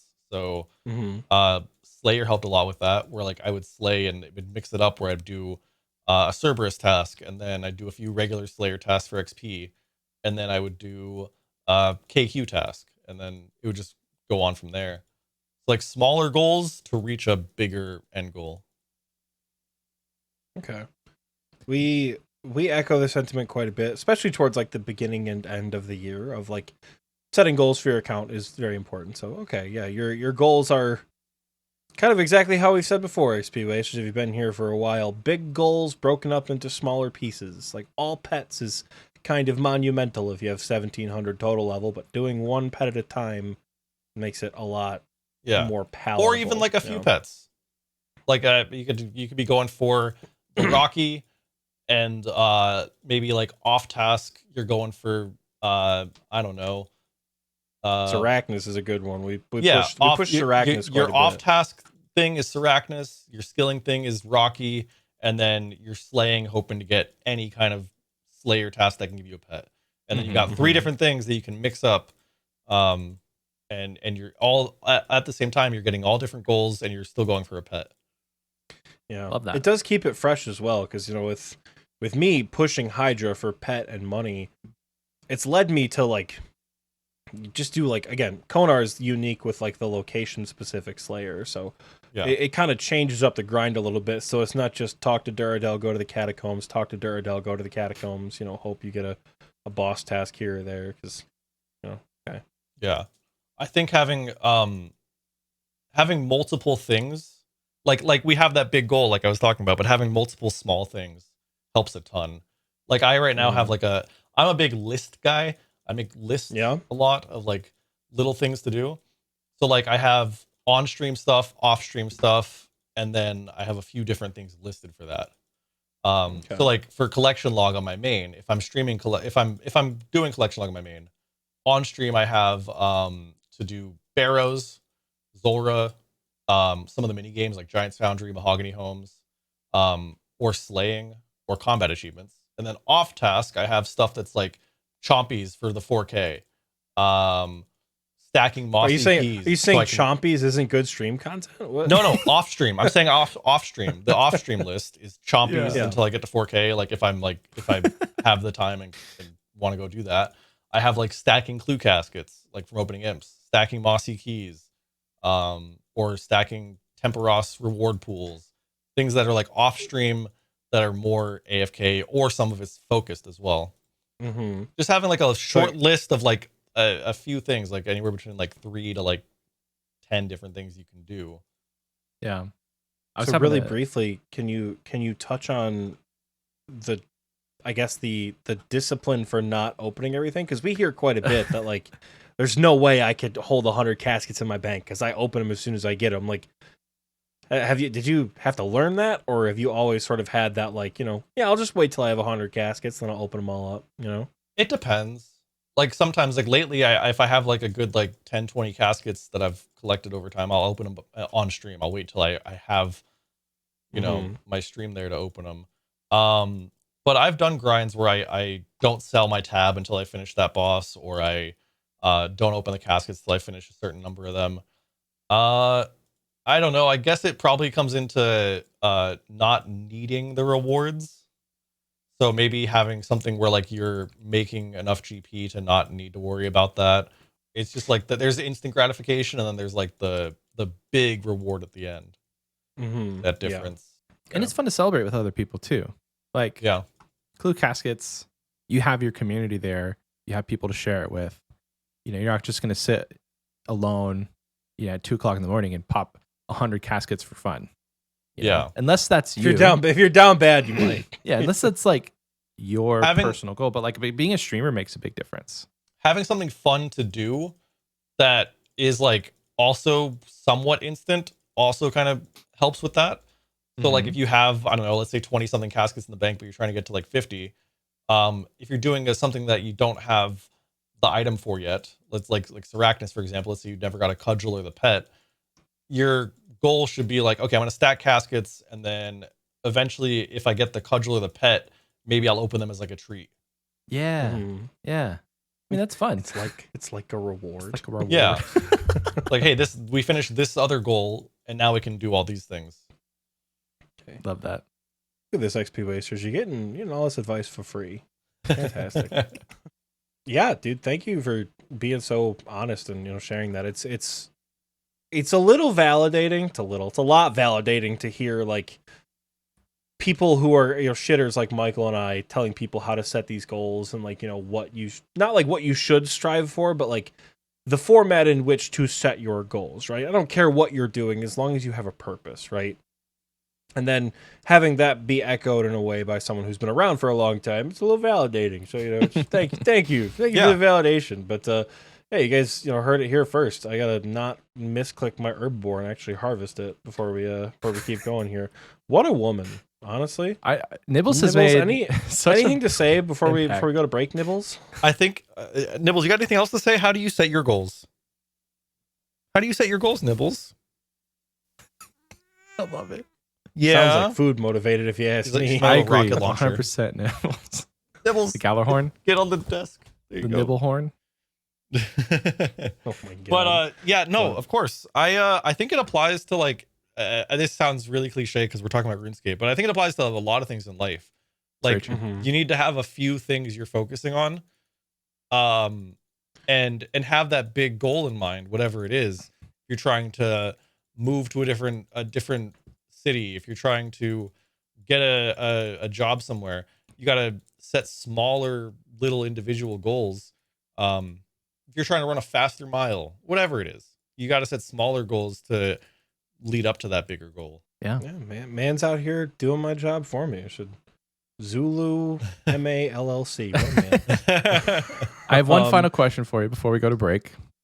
Therapy is good. How would you, if you had the choice, a P. Terry's or an In-N-Out, they're right next to each other, which one would you go to? I've only had In-N-Out like twice, and I'd say if I'm hungry, I choose In-N-Out. But if I'm like just wanting the whole meal and the drink, dude, P. Terry's, they make their own pickles in-house, like their own recipe. Their lemonade is bomb. Yeah. I'm not the biggest fan of like the food, honestly. Yeah. But the pickles on the burgers makes it good, and their lemonade just too good to pass up. Have you had their oatmeal chocolate chip cookies? No, I've only They're been to like P. Terry's the probably size twice of as your well. head. Really? I lived in Austin for 2 years, and I ate P. Terry's like 3 times a week. You know, when I first moved here, I thought P. Terry's was like a auto body shop because like their Same. sign. Their It's sign so- looks like they're like their logo looks like an auto body shop. But then It's when you so think about weird. it, it also does kind of look like an old style diner look. But I just never Yeah. thought about it. I thought same thing with Specs. Specs in Texas is Mhm. an alcohol place, but or an alcohol. What am I saying? Say A bar? No, it's like a- That's the word you're- a liquor Okay, store. Liquor There we store. go. We don't Um, sell, like Texas doesn't sell liquor in grocery stores. So you have to go to a specific store to get liquor. Like you Yeah, get they wine sell- and beer. They sell beer and wine at grocery stores, but liquor is pretty much only at You can liquor buy stores. fifths. You can buy fifths at the gas But station I thought here in Specs Michigan. and I What are you thought P. talking Terry's about? were both auto body shops for the longest time. I could see that. Yep. Specs just sounds like check out the specs of your car, and P. Terry's just like it just looks like it's got this like triangle thing and like it looks like an auto body shop logo. Yeah. It doesn't scream like burger place. But Yeah. next time you go to P. Terry's, get one of their oatmeal chocolate chip cookies. And if it's hot outside, because I know it's summer soon, just put it on the dash of your car on the drive home. Warms it up. So good. So good. Fair. All right, Fair. XP Wasters. It is time for a break. Stick around and we'll have some more content for you after this.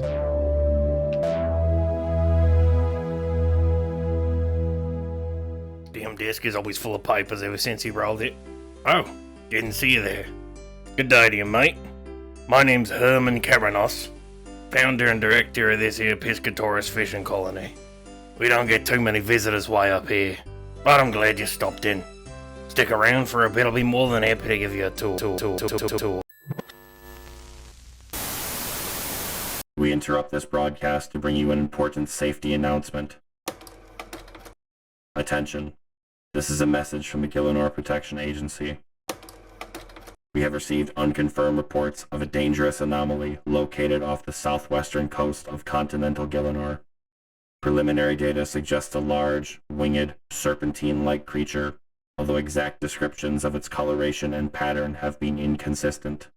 The creature has been sighted in bodies of water that have historically been classed as toxic to most forms of life.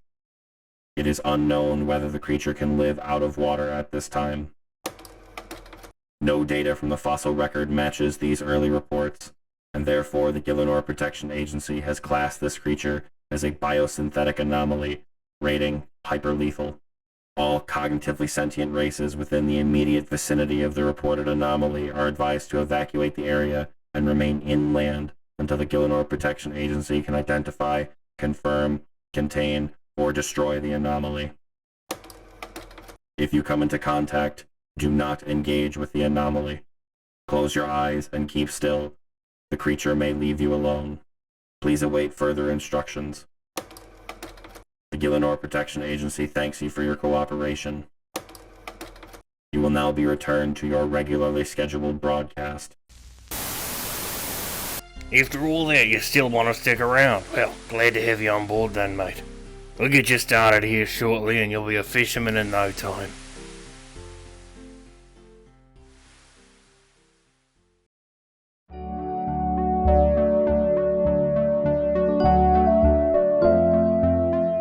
Welcome back.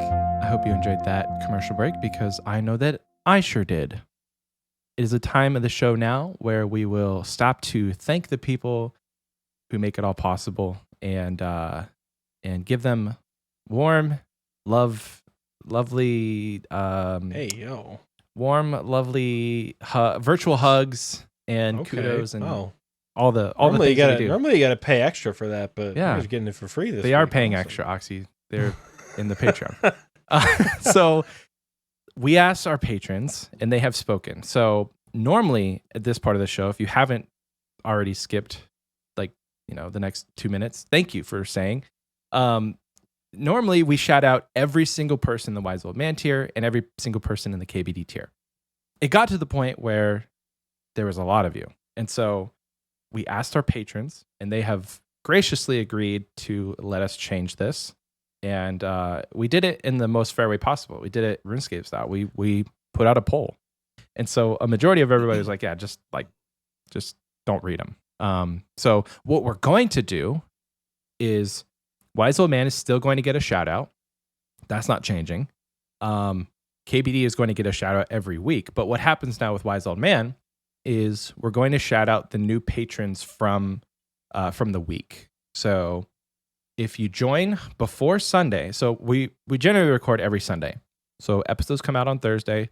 We record the Sunday before. So if you joined Patreon at the Wise Old Man tier before we record on Sunday, you should expect your name to be shouted out in that in that episode of the week that you joined. So we'll get to you. Don't worry. If you don't hear your name shouted out, it's probably because you joined after we recorded. So every new Wise Old Man patron will be shouted out. And then on the screen, we're going to list every single Wise Old Man. So you'd be listed, but you won't be shouted out individually anymore.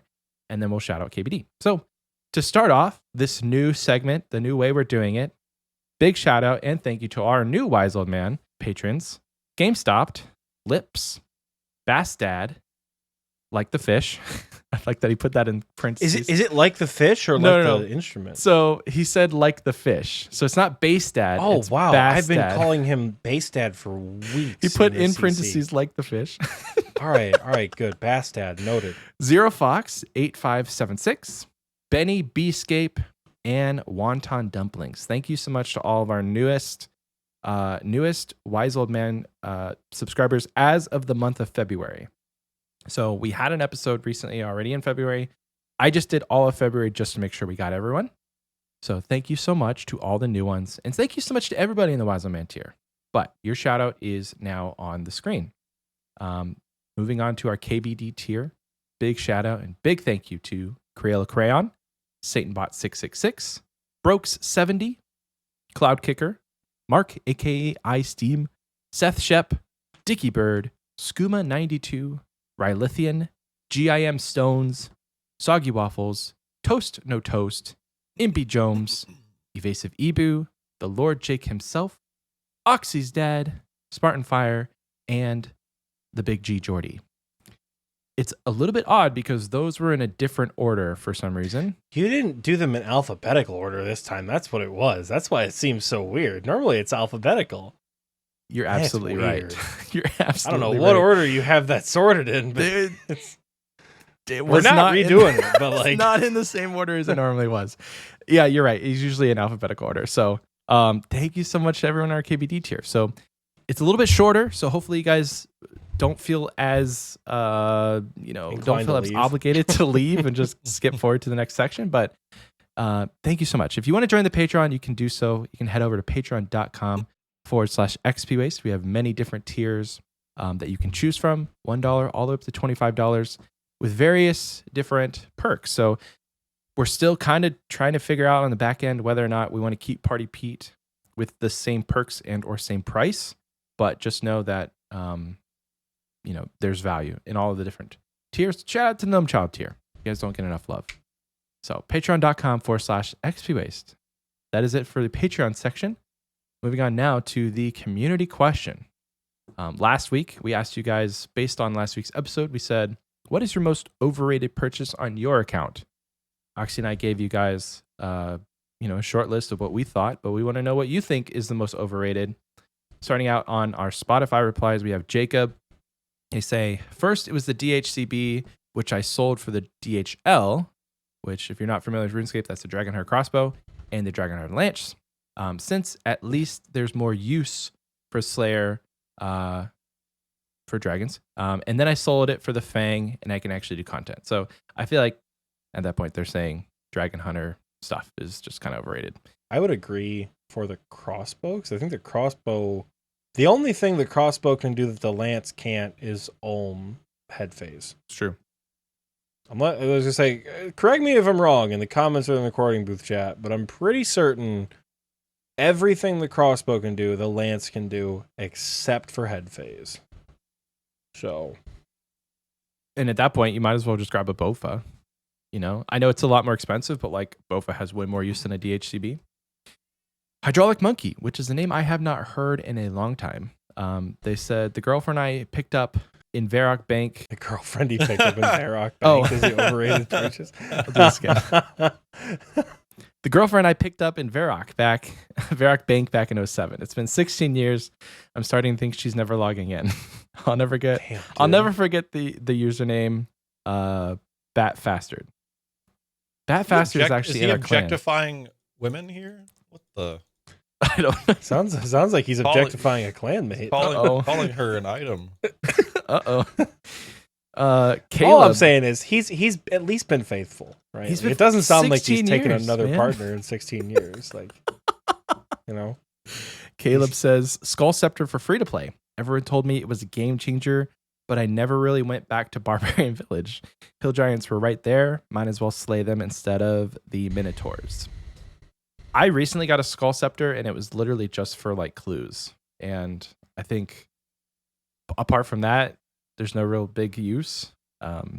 Dude, I didn't know you could buy the fragments to recharge it. I thought you had to kill Anku or something. Bullshit. You can buy them? You can buy them? You can buy them if you're a member.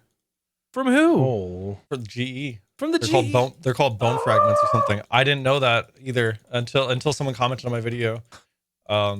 Yeah. Zulu, dropping the knowledge for everyone here. Fortunately, I only got 3 extra pieces, so like it wasn't that bad. Oh but my gosh, I spent so much time at Minotaurs just to stack them up. Yeah, they're called like bone fragments, I think. So annoying. Anyway, thank you for that, by the way. Moving on, Jacob says Void, not even good till 92 range. Blessed is better until then. Are we talking Void or Elite Void? Because I'm not sure. All right. These people think they're funny. Richie put something in a language I don't understand. So let's go ahead and detect language. Let's do this, go. Baby. Copy and paste. So Zulu, recently we've had a surge of people posting responses to the community question in foreign languages because Michael gets mega flustered because he only speaks English. So people have just been doubling down and doing it more and more and more. It's French. Let's do this. French this week? Let's do this in French. All right. Perfect. Richie says, since I set out to earn gold, I squander my money in the Rev Cave. We can consider that is a way to lose money. Good luck reading this, Oxie. They wanted you to read it? Or they don't know who we are? I think that's pretty funny if they don't. Because now I feel like we should not put thumbnail pictures on so they really don't know. That's my favorite illusion. People thinking we're the other person. Yeah, because apparently our voices don't match our faces. That's what I've heard. Yeah, I have heard that as well, that I look like I have a better podcast voice, and then I do not. I have this one. You have a better podcast face, apparently. I think your guys' voices match your faces. Thank you. Thank you. I'm kind of hoping this guy is not super well versed in RuneScape content, so he has no idea who Zulu is either. So now he's just going to be like, oh god, a third challenger who is entered. Next up, Torin says, my Avernic I bought when it was 70 mil, and then I was hacked 2 weeks later. Lost my bank, but I got to keep my now untradeable Avernic. Live, learn, authenticator. I'm not laughing at you. I'm just that last sentence. That's an interesting regret though, because if you didn't get the Avernic, you would have lost the money as well. Yeah, that's true. They would have taken your 70 mil. So I'm surprised they didn't alk it. Or just drop it for principal. Oh my gosh, it's so toxic. Dude, I had a friend get hacked one time and they alked her graceful. Like they left nothing behind. They took everything. I've That's when you heard- know they're confident. Well, I've heard there's some hackers that will leave stuff like that, like untradables and maybe like a few mil that like the person thinks the hacker missed, but they didn't. So that person is more likely to keep playing and rebuild so they can hack them again. Oh my gosh. No. No. That's what I've heard. sucks. I've heard that before. That would suck. Oh my Gosh. God, Jake brought up a good point. Someone in our clan got hacked and they deleted the rooms in their house. They took everything. Oh. That's evil. All right, moving on. Seymour 975 says the Amulet of Fury, the Bone Crusher / Dragonbone necklace has the same attack bonuses for the extra 7 prayer, and it costs 1/12 of the price. You're losing the defensive bonuses, but you can't beat those savings. But what does it not have there, Seymour? It doesn't have a strength bonus. And what does Can't be strength strong. bonus do? Adds a max hit. Yeah. And the best way to kill things in RuneScape is to kill them quicker. So, What if they're a doesn't skiller have a and they strength bonus. What if they're a skiller and they only use it to pray melee when they're doing ZMI? If that is the strat, then absolutely, yes. Does the Bone Crusher necklace have a higher prayer bonus? Probably. Yes. I think. I'm Plus not actually 7. Sure. Extra 7. Damn, that's a lot of prayer bonus. So Or if Volcanic that is Mine. if that is your specific use, that you're a skiller and you're looking for prayer bonus, it doesn't sound like it, given that you're talking about the attack bonuses. But if that is a specific use, I guess yes, correct. It's perfectly acceptable purchase. But trying to save money. Yeah. Next up, James says, I paid 10K for a GF in Varrock and she logged and never saw her again. If you're reading this, Special Bunny 25, come home. It sounds like a lot of the boys in our clan are down bad, and 10K, never. you guys. How will you you guys ever can pay financially me. recover? You guys can pay me 10K, and I'll be your RuneScape girlfriend once a week. Like it's fine. Just I think We'll just with open it the up rate right of now. inflation, it's a little more than 10K now, Oxie.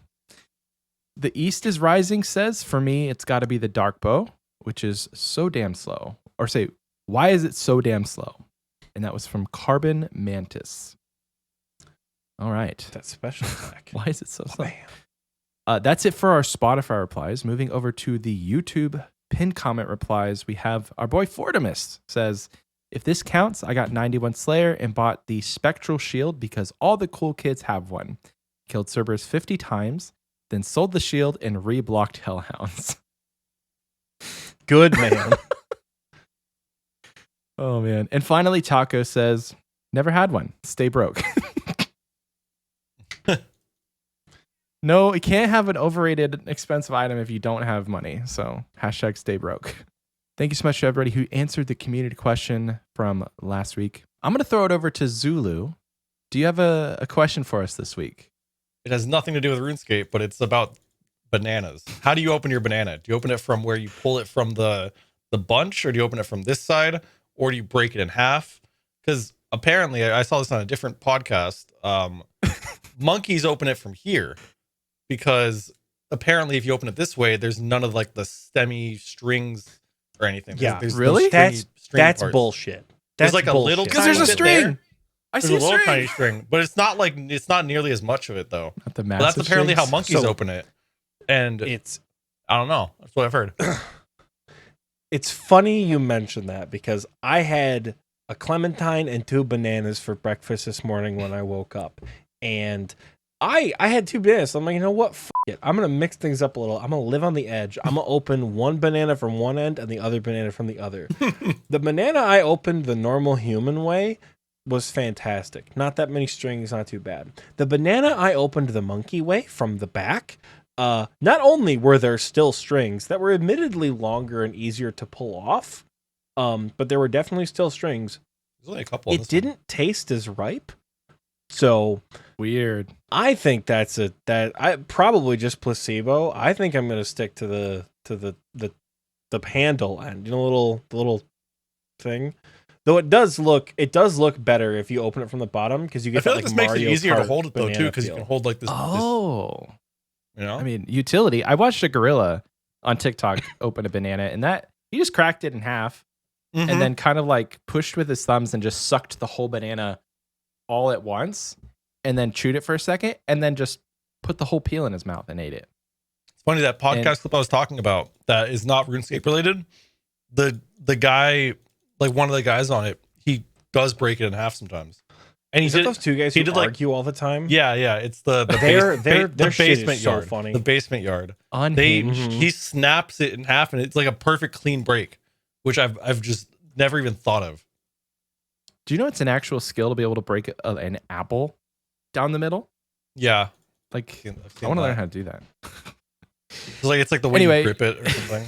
Yeah. How do you Folks, open a you heard it banana? here first. If you want to answer this week's community question, it would be, how do you open your banana? You can do that on the community question section on Spotify or the pinned comment of this YouTube video. My dear friend Oxie, it is your turn. Indeed it is. It's Achievement of the Week time, and in an effort to pretend to be professional, Achievement of the Week is done. I don't have to sift through levels and achievements. So if you guys got an achievement after like 11:30 a.m. Eastern time, I'll get you next week. We're going to start off with skilling this week, because I feel like we always save skilling for last, and skilling is... No one got like a max cape this week, so we're doing skilling first. We do have several 99s, as always. We have Combobulation / Jack and Clubs, who I don't think clarified which is which, so both. Got 99 Fletching. Cole got 99 Rune Crafting. Tacomanian, 99 Slayer. Yet, is it Jaharis, like Game of Thrones, or Yaharis? You've been around for like 2 years. You'd think I'd know. Unfortunately, I don't. Jaharis got 99 Defense. It's one of those names you don't say out loud very often. So, 99 Defense. J Kappa, unsure the pronunciation on that one too. Why are you guys making me read? It might be got 99 cooking. Might be Yahadis. Yahadis? Maybe. Yeah, maybe. This dude has been around for a long time, and I feel like every time I try to say his name, I get it wrong or say it differently. But yep, J Capo with the 99 cooking, Al 96 with 96 fletching, Jacob with 99 agility, another member of the Only Jake's army. D Falconer achieved 99 hit points. Bat Fastard achieved 99 Slayer, and I'm pretty certain also has 2276 total level. Ooh, getting close. He's like pushing 99 rune crafting. So Bat Fastard's probably going to be on next week's Achievement of the Week. We'll see. Gecko achieved 99 hit points on his GIM. Doombar achieved 99 fletching. Bowmanator achieved 99 strength with the fucking giant mole setup. Again, another person living to taunt me, but congratulations on 99 strength. God, someone told me the other day that I should get 99 Slayer at mole, that I should like Turiel skip for a mole boss task and get 99 Slayer in the drip from all those years ago. That'd be so epic. At Giant Mole. So for context, Zulu, a long time ago when I first got into YouTube and streaming, I wanted to make guides for people to make money when they didn't have any money. But I didn't understand how RuneScape worked at the same level I do now. Yeah. So I was like, oh, dude, you want to save money? Bring leather boots. They're as cheap as possible. Not even, oh my God, somebody fucking linked it in the chat.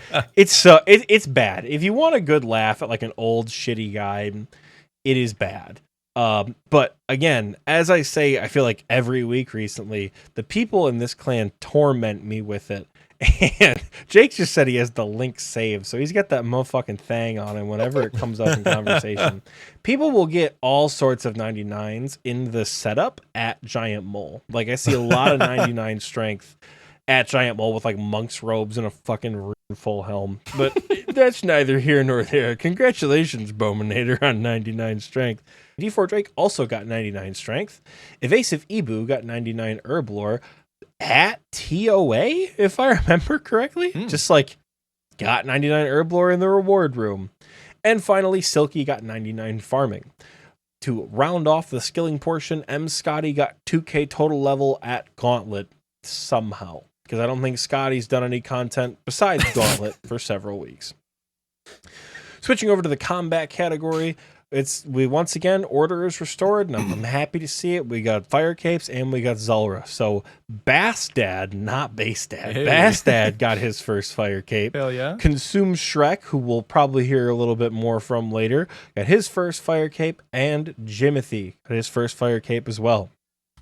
Moving into the other first kills, Kai got their first Zulrah KC. Luke Gob with their first Corrupted Gauntlet KC. Robert Shiftly, not Robot Shiftly. This is why you guys shouldn't make me read. Robert Shiftly got his first Gauntlet, as did Mosbro19, first Gauntlet as well. Flat Jack 78 completed, achieved, conquered their first Corrupted Gauntlet, and Consumed Shrek with the other big first Zulrah this week too. Fire Cape and Zulrah in the same week. Whoa. And then finally, rounding off combat, my boy Nate Dogg got the medium combat achievements done. So congratulations to you, King. Hard when. Rounding off this week's achievement of the week in the miscellaneous category, we got one we don't normally see. So I'm excited for Misk this week.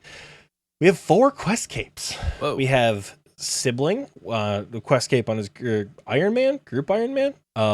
Nick / RM job, which is a fantastic name, by the way. It's RM like the Barrows Brothers job. It's good. I think I've seen that. Normally I see the names and I think, damn, but like, that's a good one right there. Also got a quest cape. Boston Sport got his quest cape, as did 10,000 Slugs. Nice to see the saga of 10,000 Slugs quest cape come to a victorious end. Slug said he's going for 200 mil thieving this year. Damn. I know. Okay. Man likes to thieve. That's my boy right there. Congratulations to you 4. Continuing on, though, Scotty, with his second appearance and achievement of the week, got a music cape this week.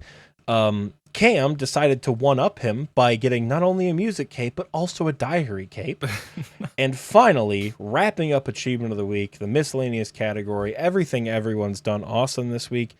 Roythamer, God, I hope I'm saying that name correctly. Roythamer achieved their champion cape this week.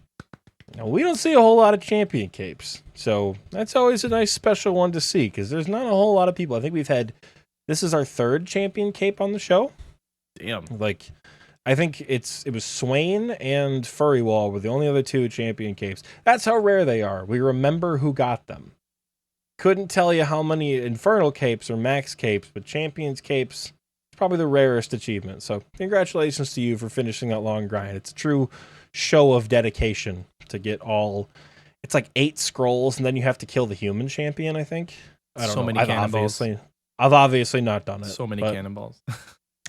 Yeah. If you guys have achieved something awesome, which I say every week, doesn't have to be a 99, doesn't have to be an Infernal Max cape. It truly can be whatever you want. 1400 total level. We would love to hear about it. Head over to our Discord, discord.gg/OSRSTNL. Post about the cool stuff you do. You could even post if you get like 22 herbs from one patch, dude. Yeah. Oh God. Hell People yeah. do stuff like that all the time. We see people post like solo purples. We see people do all sorts of like awesome achievements. I don't know if that's a reference to what's happening in the levels and achievements right now, but any achievement that you think is cool, post, and people will also think it is cool. Discord.gg/OSRSTNL. I trip over that every single week, but you guys know what I mean. The link is in the description of this episode, either below me or above me, depending on what platform you're listening or watching on. We have a lot more than that, too. We are objectively the best RuneScape Discord that exists. Yeah. It has been confirmed by JMods, by Discord admins, by... Zulu said it during the break. You just didn't Yeah. hear him. Fully endorsed. We definitely didn't make that up. But best RuneScape Discord ever. Come hang out. I do believe it's time we take Zulu on a journey. Oh. And that is the journey Board the of boat, Zulu. Uh-oh. We're going whatever somewhere. the fuck Oh, no. this week's fun question is. Board the Why do I boat. see why do I see emotes on my I don't know who's spamming emotes in the recording booth chat camera. Oh. Oh. I don't have that turned on. I didn't Interesting. even know that was a thing. Let's go, Spoon, Keck W. Oh, I have non What in the hell? I have non video participants hidden, so I don't see any of that. That's It's only I- it's, I have it I have that hidden hidden too. too, and it's on your screen. Oh, It's weird. only, it's only on the left side. It's literally here. I'll Yeah, weird. it's doing the same thing. Yeah. It looks like that, but other emotes too. Oh, that's funny. Yeah, I blame Mima. I don't want to point any fingers, but I blame Come on, Mima. Mima. So the fun question. This is one we got in an email. Okay. We got an email fun question Yeah. this week? Yeah. All right, perfect. All right. Here's the fun question. says, think about World of Warcraft. They have different races you can play. My question is, if you could pick out of all of the RuneScape races, both people and monsters, which one would you like to play as? They asked which 5 you would want to play as, but I think that maybe that's like what are the top 5 that everyone can choose from? And they says, which one would you play and why is it the gnome? Think about how different armors would look and how different they look in World of Warcraft. If this question has been asked, I'm sorry, it has not been asked. So thank you to Skitchy for that fun question via email. I feel like we have to have some kind of like rules in place for this because like why wouldn't I just pick like Zuck? Oh, or like okay. Kriara? You know, so like they did say monsters though. They did, but like, how would you? But if you play it, are you restricted to the area that monster is in? Probably. Like you're stuck in the Inferno and like you control Zuck to kill other players. And you're just dormant until people get to you. Like how would you train woodcutting on a Zuck build? That's my question. I mean, you got hands. So if you have as long as you can get out of, you just whack the tree, dude. Maybe part of the game is like figuring out how to get out of Moral Wreck as Zuck, and like that's Tutorial Island is like. I feel like at that part, by the point, if Zuck is out of Moral Wreck, the entire world has gone to shit. Because like, isn't the entire purpose of Moral Wreck is to act as like a pseudo prison to keep that monstrosity contained? Yeah, like. It was basically a Tazar dump heap, and they just kept like dumping Jad eggs in there. That's why there's triple Jad. Oh god! Because I think if you look into the lore, tell us the lore, Oxie. Yeah, it's a prison for Zuck, and if you go off the RS3 lore, he was it a Zarosian champion? He it was the Tribune Torva or whatever he fought in, and he was. I don't know if it's the same for OSRS, but the Tazar people keep him trapped down there. And then just whatever discarded shit they threw in is what makes up the monsters in the Inferno. That's why Jad is so much stronger, because the eggs kind of mutated down there. That's how you get the not the Tizrek. It's the Jal Talk instead of the Tiz Talk. Huh. But Lore Corner with Oxie. It's a new segment coming every week. I don't think I'd be a gnome. I'm going to say that. Hell no, not a gnome. We're Sorry, talking brother. just No like gnome. see, because like I can't choose like a human thing, right? Because he said because you could choose like banker. Like elves. You could Elves be a would banker. be kind of humanoid. Yeah, Elves. Is a banker a race of creature? I don't know. Bankers are creatures, dude. That's all I'm gonna say about that. Never seen a banker take a break in my maybe an elf, Runescape maybe an stuff. elf banker, dude.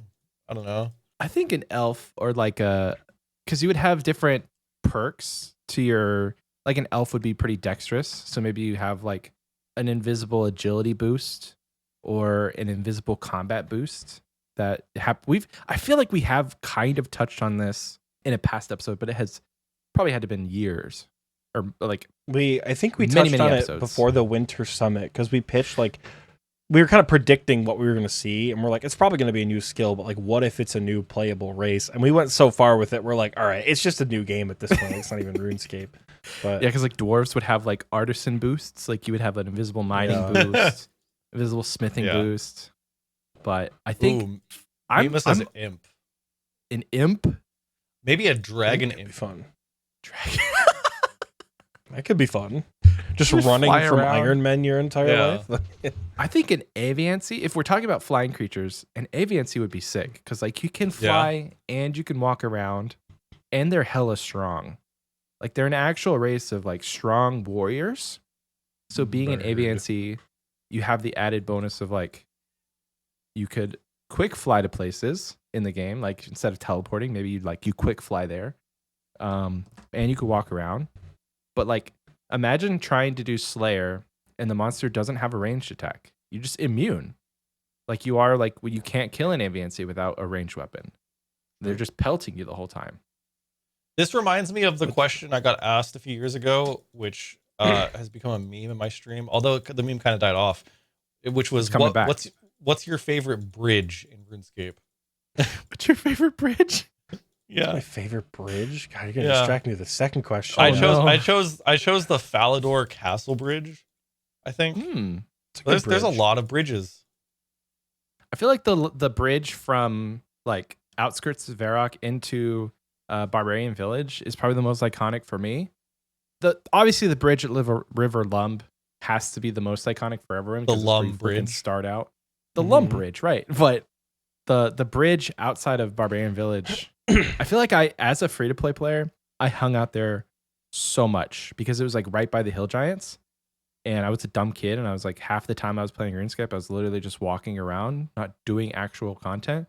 Yeah. So that was pretty. The bridge to the Wizard's Tower is a pretty good one. The Oh, long true. bridge. It's a good bridge. It It's used a to be good kind of bridge. curvy, and they straightened it out. It wasn't it like it held the record for the longest bridge that you could like continuously run on Probably is. until they Does put it- the I was gonna one say, from does it Zaya. not do that? What's Zaya What one Bridge? from Zaya? Right There in was Zaya. there's a game jam. One of the devs proposed that. Oh, Yeah, I the remember bridge, the the longest Priftinus bridge to Zaya, ever. to Zaya or whatever Yep, it was. there's- Yeah, I remember Yeah. that. Stamina I bridge. remember. They should add that because why not? Why not? It doesn't hurt the game. Yeah. It doesn't hurt. It might hurt the trade economy because at that point you completely block off shipping routes unless the bridge is really tall. But I feel like that's not a concern. But for why would you people. go by? Why would you walk when you can go by boat? Sailing you can know? Why would you go by? Why would you go by boat when you can apparate from place to You can place teleport. from your player own house? Listen, if you could But, teleport listen, people, if- they could teleport if- goods. If they add that bridge, they need to add like horses. Oh, I would freaking love horses in RuneScape, dude. Mounts and old school Mounts. RuneScape. We'll take it. We don't need a new skill. We need mounts. We need a skill that gives you mounts. Summoning? Dinosaurs. Dinosaurs. go. It all ends on dinosaurs. Dinosaurs in RuneScape. You know what? Maybe I'd It's be just- Gommel. He's giant. Is he I mean, whatever he's a- Whatever he race? is, yeah. I think he's a Cyclops or something, right? Maybe I don't know. He's a big boy. Whatever he is, he's a big boy. You know the story behind his I name, think- right? No. I know there's a hilt named after him. It's but it's you know when you say Gommel out loud, GOML, Mhm. get on my level. Oh my gosh. Oh my god. Are you That's serious? the story behind his. Yeah, Gommel, get on my level. That's hilarious. That is the most like That's the early story. 2000 shit. It's I the have story ever behind his heard name, of. yeah. Because if you don't get 60, my if you don't God. get 130 combined, or if you get 99 and one, you can't enter the area. The Warriors That's Guild. hilarious. Yeah, because he was there before combat achievements. Yeah. Gommel's been there for a long time. He's Yeah. because his only role before was to tell you can't enter. Get on my level. It's a guard. Wow, that's a fun RuneScape. Fun facts trivia, with yeah. Zulu coming every week to Xpwaste. I have too many of those. I mean, you're playing for longer See- than me and Oxie combined. And So and that's how we know you're a lifer, full of just stupid information that nobody needs. don't play Because I pride myself on having the same thing. don't but- play yeah. trivia against Zulu. That's what that's what we're hearing. Oh, I dominate what in it RuneScape sounds trivia. like is we need to invite Zulu for RuneScape trivia because now Oh. I'm excited to see if we can stump him. So it's me but- and Oxie against Zulu. How about that? All right, here's a trivia question, and you might know this if you listen to the Nanny episode. What is the Brine Saber's special attack called, and what does it do? I don't know. We got it, boys. It's so obscure. Uh, It's so obscure. Basically, you can only use Yeah. a I've special attack I've never played underwater. like a. Oh, you know what? I might have known that, but I forgot it. It's called liquefy. You can only use it underwater. Why there's content like that in the game? Who knows? Like, what content are you using a special attack underwater for? Lots And of it has the same animation as the Fang special attack. Yeah, I Fang has think been it- reused. I think the only use for it is lobstrosities, which wasn't a thing when the Brine Saber originally existed, or the crabs when you're going for the crab claw hook thing gotcha. Yep. at Murphy, Port Khazard. Two obscure NPCs in the game get a whole special attack for them, and you never do it. Yeah, Because who I brings can't a think of Brine anything Saber else underwater? Underwater, yeah. Well, I want to it's- do it's- it now. just It's for an fun. useful item for if you're going for seaweed spores early on an account that somehow has a Brine Saber but not seaweed spores. That's a mega niche. Like, Yeah. Oh yeah. Yeah. But I think I'd be a Nihil. If I had to be a race, I think I'd be a Nihil. That might be fun. You're tall, you got wings, you can move really fast. Next kind of has that like Naruto run. That could be fun to explore Gielinor as, Weren't they like inscripted to be just like basically soldiers by Zamorak? Zaros. Potato soldier, I guess. I don't know. I don't know.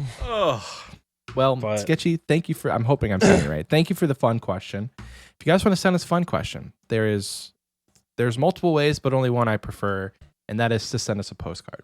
So if you send a postcard, you can send it to our P.O. Box. P.O. Box 634, Haslet, Texas 76052. I check it weekly, and I'm disappointed weekly. So please. One final race. Is it a race, or what are the people on Lunar Isle? Are they considered only romancers? Oh. Is that a race or is that not a race? I feel like that's a like a study. Because they're human. Yeah, but like it's magic. Are they people? Are they people? I guess. I don't know if they're people? But like elves are also like an offshoot that's like humanoid, but not. I don't know. I actually don't know if the Elves came with Seren from a different planet. Maybe- and Seren liked them so much she made them immortal. and one final one, maybe an icing, so that I'm literally the last icing on Earth besides Ziliana, and I get to clap those cheeks because we need to reproduce. That's a man right the there. way we can end That's it. the best way. That's the best way to end the show possible. To know that Zulu is a man of not only culture but also taste. Thank you. Thank you. Listen, if we're the last two icings on Earth, Ziliana, we gotta procreate. It's the best argument I've heard for clapping her cheeks. Other people are just like, yeah, Ziliana. But now you got it. Most of the time, you don't need a reason, but like it doesn't appear that. Okay, yeah. So people who live on Lunar Isle are humans. They're just magical. Damn. Okay. Well, we got the best answer possible. So if you guys want to ask us a fun question, you can send it to us via postcard. You can send it via email like Sketchy did. Or you can DM it to me on Discord, on Twitter, on Instagram, wherever you want to do it. And we'll potentially ask it. Chat in Discord. And then in Discord as well. We'll possibly ask it in an episode in the future. But yeah, thank you so much, Zulu. Can't thank you enough for being on the show. I'll leave you with another fun fact. Oh, okay. Kriara is a guy. Yeah. Okay. Interesting. Didn't know if you knew that, but hey. A lot of people get it wrong. Yeah. They think Kriara, for some reason they've always called Kriara a she. There was like a birthday event back in 2014? Something like that. Or something like that, where Kriara actually had a dialogue that was like, I am a guy. Whoa. Like, I am not a girl. I am a guy the entire time. Yeah. Yep. So, Zulu, if people want to, if for some reason they don't know who you are at this point, where can they find you? It's a little plug here. Twitch.tv/Zulu or YouTube. You could just search Zulu RuneScape, or it's Zulu only, ZULUONLY. My Twitter is also Zulu only. And I'm not really active on Instagram or TikTok, but if you search for those, you'll find me there. Right on. Again, thank you so much for being on the show. If you wanna help out Xpwaste, you can like the video you're watching now. Follow us on Spotify. Do it. Rate us on Apple. I think that's the thing. We have like 400 ratings on Spotify. It's insane. Do we really? 4.9 stars. Somebody out there didn't give us 5, and I want to know why. But anyway, you can comment, subscribe if you're on YouTube. Check out our merch, xpwaste.shop. And finally, if you haven't heard already, we have a Patreon, patreon.com/xpwaste. That's going to do it for us, folks. We'll see you guys next week. Thanks for having me. Take care, guys.